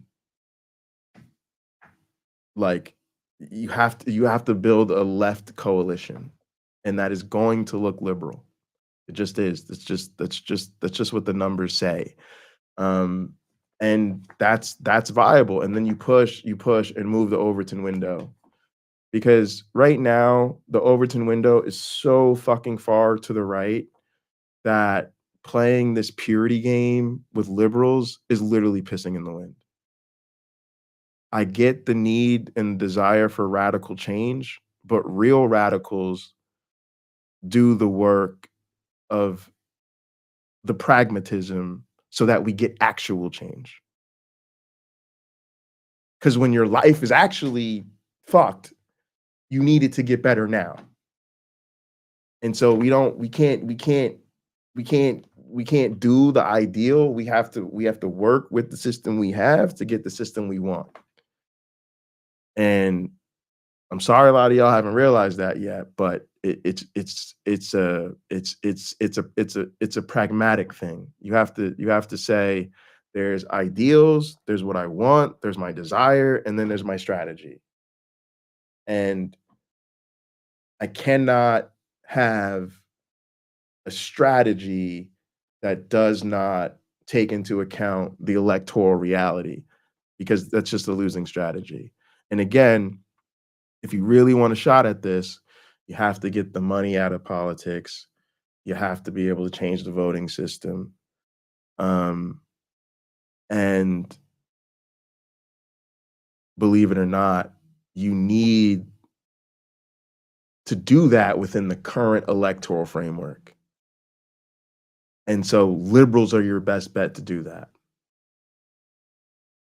You know what I'm saying? Like, it sounds crazy, but think about it. You need to find current politicians who will deliver the social capital to you to change the system. That's incredibly difficult to do because they benefit from the current system. So you need from within the two-party framework to create the framework that's beyond the two-party framework. To do that, you actually need the cooperation of the people in the two-party system because they've got control of the whole thing.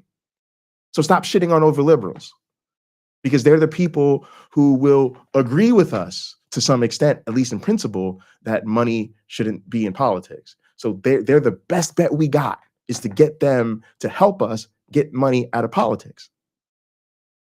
There are states like Maine and other states where they're moving towards ranked choice voting. You need liberals in charge to get ranked choice voting. If you keep giving a double middle finger to liberals, they're not going to help you do the things that you want to do so that you can remove them from the fucking room. When you tell them, hey liberals, I'm sending you to the guillotine with the MAGA hats, that's just not going to work. Told us that they were protesting Kamala Harris and making demands of Kamala Harris while speaking nothing of Donald Trump, asking nothing of Donald Trump, and downplaying every threat made by Donald Trump because they said that they knew they could not get anywhere with Donald Trump. And they were correct. We will not get anywhere with Donald Trump.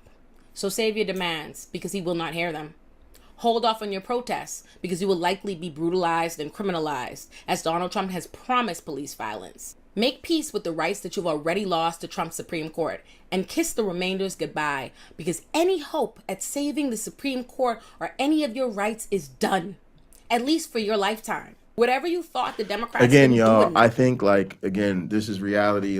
There's rumors going around. I haven't read all the reporting myself, but I'm hearing that Trump is already talking about expanding the court. There's been talk about having him having a public sort of war with Roberts. Roberts isn't so old, but the belief is Trump will definitely try to make moves to have Roberts retire. He may easily get Clarence Thomas to retire. So we could be looking at, who knows, an 11, 13 seat Supreme Court with, 11 conservative justices or some shit like that. Like young, right? Mostly like under 50. Yo, I don't understand. Oh my God. Oh my God. Oh my God. Right. And they already gave him immunity. He's already trying to give police immunity. Y'all, we just unleashed a fucking hell on us.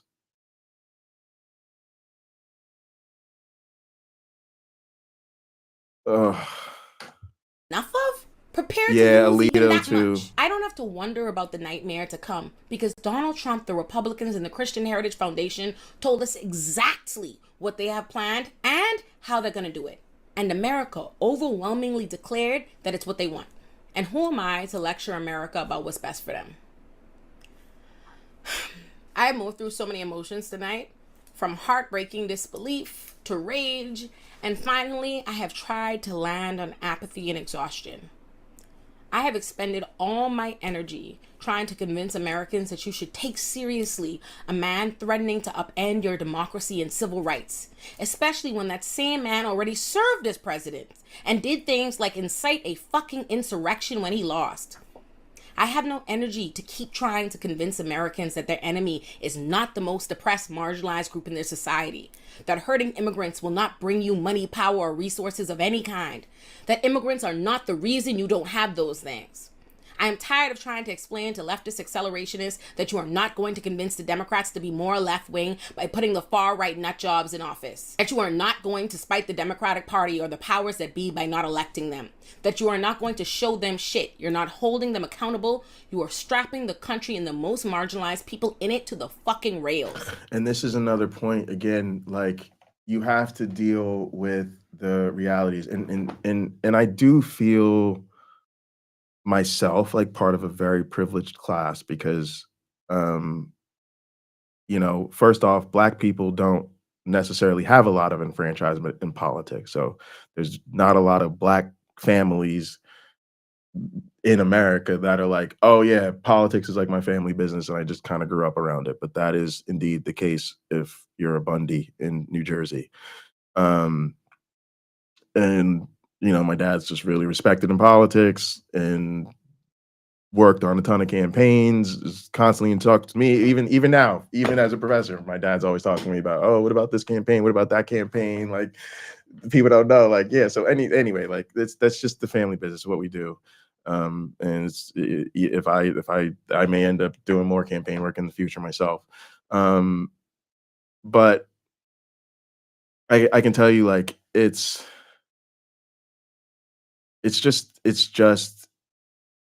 just really hard, and you kind of have to deal with the realities of electoral politics. Let me kind of relate it to class. I made this point when I was talking to Michael. You have to set, when it comes to teaching, you have to set goals for your students that are difficult but achievable.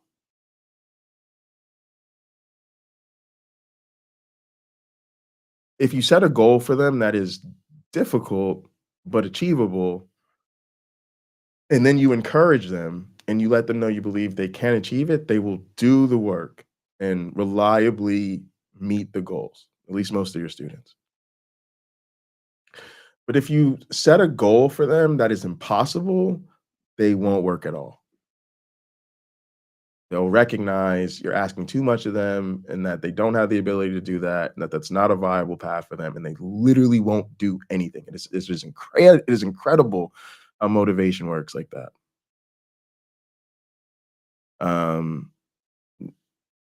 Just examples, like my own, like, class. Like, I was early in the semester, I was giving my students way too much homework, but they weren't getting enough points for it. My students were not doing their work. Then that was a big problem, because the only reason I was, like, assigning them their work was to, like, help them prepare for their exams. And if they're not doing the work, then they're not going to be prepared for the exam. So I had to, like, give them a more manageable amount of homework and also make it worth a lot more of their grade. Now my students are actually becoming self-sufficient learners, and they're doing way better on their exams, but more importantly, they're developing the study skills that they need to be successful beyond my class.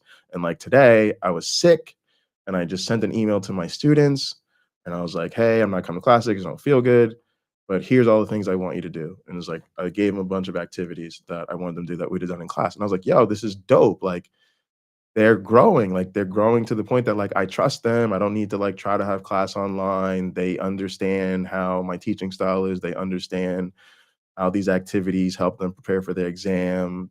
They know what I expect them to have prepared for today. And, like, they're good. Like, they're growing. The same thing happens in politics. So for all the people who wanted to teach the Democrats a lesson, pay attention. Because you need to understand why you didn't teach them a lesson. First off, you set the expectations that they could not meet. And I know people are probably have heard me say this, especially, like, in Gather and stuff. So just bear with me one more time for the sake of the stream audience. Going much further to the left of a Kamala or, like, a Bernie or some shit like that, doing this thing where we promise to not send Israel another dime, that would have made her utterly unelectable. And it would have also been a disaster for campaign fundraising. I'm not saying that is right. If you were to ask me, I would say that the best policy would have been to cut Israel off from funding on in early October of 2023. Okay. And by now I probably would have gone to actual military intervention. I'm not Kamala Harris. But what I'm trying to relay to you is the reality of electoral politics. So when you do that, pay attention to what happens now. Because the Democratic Party is not going to learn the lesson of we should have cut off Israel and we should have leaned in more to the uncommitted movement. No, they're gonna go more centrist. Look how much Trump just brought out. They're gonna do like it's going to be the exact opposite because they know that you're setting a fucking expectation for them that is utterly unreachable. And if they did it, they would lose every fucking election. If they start with that anti-Israel shit, they will lose every election from fucking city councils to governorships to state houses. They can't do the shit. The shit has to be strategic. That's why the move was, hey, I don't really support this. Eventually, we need to go back to that two-state solution. We need a ceasefire. Then when she gets in office, you use the political machinery to lean on her to get her to move towards actually intervening. And if you would have paid attention, there were hints there that she was potentially willing to do so. She said enough to let us know that she was in support of a ceasefire and the door was open to potentially more. Smart people in the room, that was all she needed to say. Smart people in the room, that was all she needed to say. We know exactly what time it is. Get this woman in office. Hey, we go for that ceasefire. Netanyahu balks. Then we up the pressure. Basic. Also, because she's already on record committed to the ceasefire. She's already committed to the ceasefire. That's fine. Netanyahu's probably not going to go for a ceasefire without real consequences. Okay, we tried that. Now the pressure's on Kamala to step up with some serious restrictions. Basic, y'all. But we fucked it up. So please understand the Democrats are not going to learn from this. They are not going to become the party we need to be. They are not going to become more progressive. They are not going to wake up tomorrow and decide, you know what, we really should have ran this campaign as socialist. Are you fucking insane?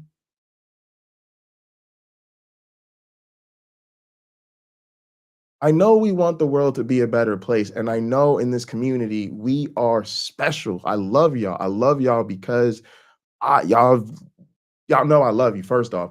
But beyond that, like, y'all have really taught me so much. Like, I've grown and I'm not like them anymore. Like, I'm not like I used to be. Like, when I'm in political meetings around political people, I recognize I have a crazy different perspective than those people. And a lot of that is the influence people in this community have had on me, and I love that. But we have to understand that we have a lot of work to do before our perspective is common enough that it's electorally viable. And in the meantime, working within the liberal structure that we have, which is primarily the Democratic Party, and moving them more towards the left is the only practical path we have. It's not an ideological path. It's about strategy. I am tired trying to explain to people that the world they dream of cannot be accomplished with a single phone call, no matter what people who do nothing but run for president every 4 years tells you. I am tired of trying to explain anything to Americans who so desperately wanted to be able to critique Kamala Harris in a vacuum that an election is about choice. It is about choosing someone in relation to the other candidates. Couldn't possibly make sense to make these indictments of Kamala Harris in a vacuum. Meanwhile, Trump is the alternative. You know what's been on my mind all election season? Repeatedly, I hear Americans complain that every election they say this is the most important election, that democracy is in danger. Every time I hear this complaint, it leaves me at a loss. Love you too, Robin. As I just start firing questions at myself. Is something less true because you hear it often? What does it cost you to go vote? Why are people behaving as though by being asked to vote, the bare minimum, they are being asked to build the ark and load the animals by their lonesome by end of business day? Is it absurd that democracy and your personal freedoms would be under threat in a nation where white supremacists never wanted you to have those freedoms in the first place? Is it absurd that you would be told your vote is important and that it's necessary you exercise it in a nation where you had to fight for the right in the first place because the white supremacists in charge didn't want you to have it? That's, y'all, y'all, this woman is strumming my pain with her fingers, singing my life with her words, killing me softly. It's killing me softly, y'all. I tried to say this too. This was my point about the third party thing. It's why I couldn't do it, and I've done it. Okay, so let's just be clear. I've stayed home and not voted in elections and decided I wanted to go to work that day. In all fairness, I was a registered voter in another state, and it would have been quite a trip. But still, I should have made arrangements to go home and vote that day. And I have also voted third party based on a single issue. Again, in all fairness, that single issue was the war on drugs. It's a pretty important issue to me. But so for those that it's not a judgment thing. It's not a oh my God, you're horrible. How could you? I've been there, done that, but I'm not proud of it, and I wouldn't do it again. And yeah, that's a part of it. Is that my vote is not a protest. My vote is not a joke. My vote is not a message. My vote is a serious. It's my ticket. It's me. It's me being counted. It's me saying I have an opportunity to say who should lead, and I'm going to use that because they didn't want me to have that vote. And too many people had to fight and die for me to have that vote, for me to now trivialize it. And so this is a tough one to take in that regard too, because you want your vote to generate forward momentum, and this just feels like a huge loss. I don't even understand the need for this exacerbation of the concept of being told at election time, the time where power is up for grabs, that it will yet again be important to prevent your enemies from gaining power. Someone promised that because it was important to vote in one election, that it could not or would not be important to vote in the next one? Yes, you keep being told that this is the most important election and that democracy is under threat. Because it is. How many rights do we have to lose before we get it through our thick skulls that our rights are always in danger? That we will have to keep showing up and fighting for our rights. And not just by voting. That's the least of it if you can vote. Republicans spend 50 years actively working to overturn Roe, and they always show up to vote. Because they get that it's never just a one and done. You have to fight to get rights, and you have to fight to maintain them. Your ancestors did not fight for your right to vote in one election. No one told you only one election mattered. It's a right you keep exercising. And honestly, you should want to. No one should have to fight you to use what power you do have. I do not know why people keep acting. I remember the other thing I wanted to say based on this.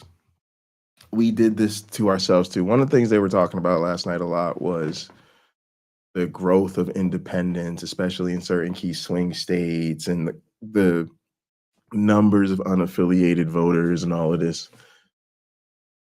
bullshit. And a big part of that was we spent the last damn near decade whining and crying about the divisiveness and the bubbles and how divided we all are, and everybody's so polarized and all of this whining and crying. So what did you do? Well, you made the independents feel like they were cute, and all of a sudden everybody wanted to be an independent, and well, I'm not far, I'm not the left or the right? So we had the rise of the enlightened centrist, right? So that's what that is. Please don't think that there's some genuine referendum on like our political landscape. It's literally just, we literally made people, especially fucking white men, feel like they were hot to trot. Man, everybody needed to get them. Man, everybody needed to bend over, do double backflips, cook your best 5-course meal, wear your best outfit. You need to do anything to court those independents, those moderates, those centrists. And so motherfuckers literally sat there and were like, I don't know. There's some things I like and dislike about Trump, and there's something I like and dislike about Kamala. I'm like, oh my god, I gotta convince you. Like, we gotta stop with that shit. We got to stop with that shit. So I'm just telling y'all, because I know these are all the narratives that are going to come out, and I'm just telling you right now already why I'm not feeling all of them. like because the last election they were told was the most important, that the next one can't be. Have you ever had problems? And have those problems ever gotten worse over time? Exactly. Have you ever worked out and dieted so that you could lose weight? And when you lost that weight, how did you maintain it? By continuing to work out and eat right. But like I said, I have gone through all the emotions: disbelief, rage, and finally apathy. Or at least I am trying to feel apathetic because the pain is overwhelming. I've been in America since I was 14 years old and I am now 31 years old. That is 16 years and 5 elections that I've had no say in. All have impacted me greatly. But 2016 upended my life. 2016 brought forth one of the worst times in my life as an immigrant in this country. But as I sit here in 2024, coming to terms with what's in store for me again and how I avoid it, I know that America not only does not give a fuck, but it's the outcome they wanted. So there's no need for me to keep bearing my soul or trying to plead with this nation. I am going to save my breath, as I should have all election season, and as I will when Donald Trump takes hold of this country and people start to experience the fascism they insisted was already here. I am no longer in a position to advocate for Americans who advocate against immigrants like me. This is what the majority of Americans wanted, and my heart is with those of us who will not survive it. Yeah, it's crazy, y'all. At around 5:45 Eastern. All right, y'all. That's craziness. That's gonna do it for us today. Y'all, this one hurts. This one hurts. Like I said, we're gonna bleed on this one. I appreciate all y'all just for being here and being there for each other. If y'all are not subscribed to Uncle Bobby over on the little Chrissy channel, please do subscribe to him. There's supposed to be a link in the description, but YouTube kind of screwed up our links today, so we'll see. But look, I love y'all. I appreciate y'all, but I appreciate Uncle Bobby. I was able to reach out to him, and it just that feeling of like we are fucked with no lube. It sucks. This is a rough one, but I'm grateful to have y'all. I'm grateful to not have to go through this alone.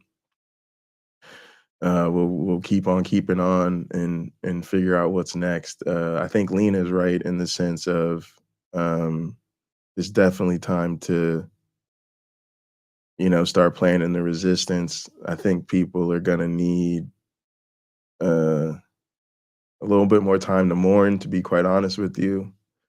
I think that's a big part of the process, is not trying to skip past the stages of the healing process. And right now, I just think it is important for people to mourn and to feel this and to understand how much this sucks and to feel the fear and anxiety about the future. But as we have time to come to terms with the new reality, it is time to just figure out what we're going to do about it.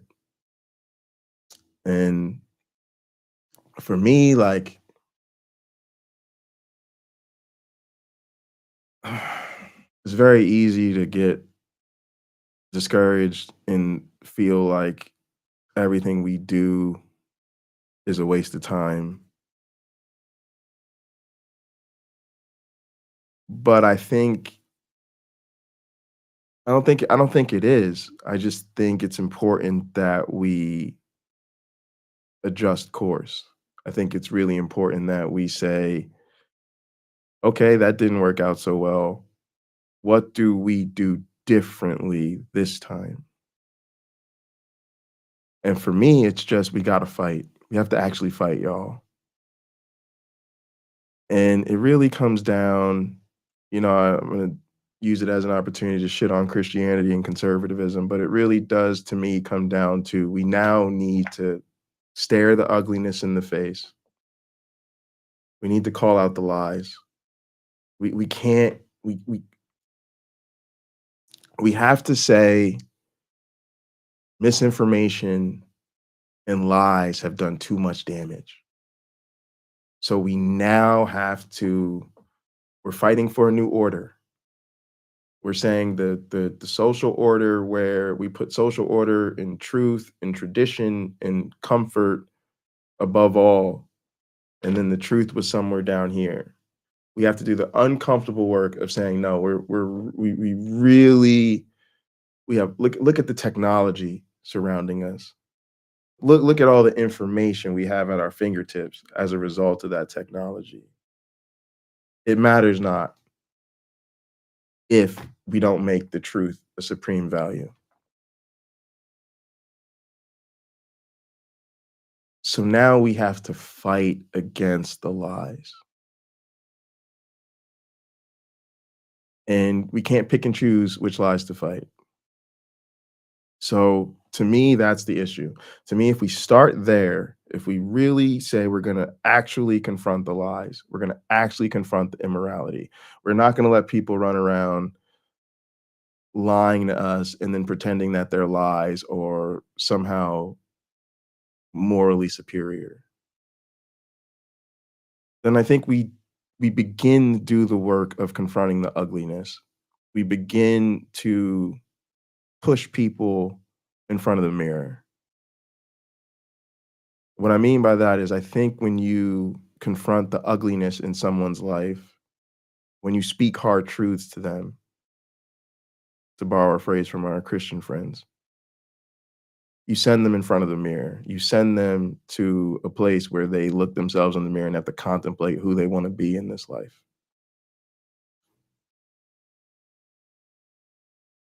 And I think it's time to do that pushing and that fighting so that we're willing to make uncomfortable those who continue to put forth the ideas and support the people who make the rest of us uncomfortable.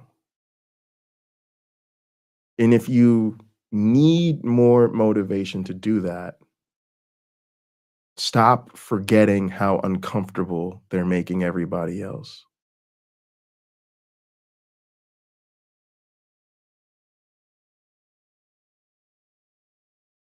Your friends of color are petrified.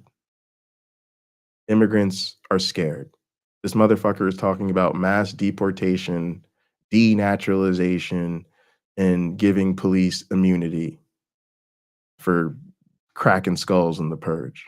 Motherfuckers are petrified. My trans friends are calling all their international contacts and literally trying to flee the country. I wish I was exaggerating.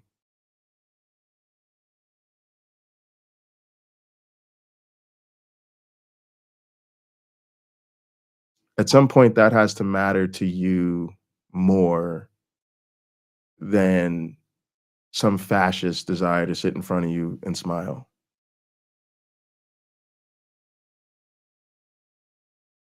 So care, and out of that care, step your fucking game up so that we can actually fight these bad ideas. Because pointing and laughing at them is fine, and that's a huge part of the process. But at some point, we have to fight back so that we regain the autonomy they continue to take from us. All right. I love y'all. Keep up the good fight. Like the video, subscribe to the channel, all that good stuff. I know it's a dark time, but those things really do help us grow, and growth helps us form more community and be there for each other and reach more voices. So I appreciate all that support.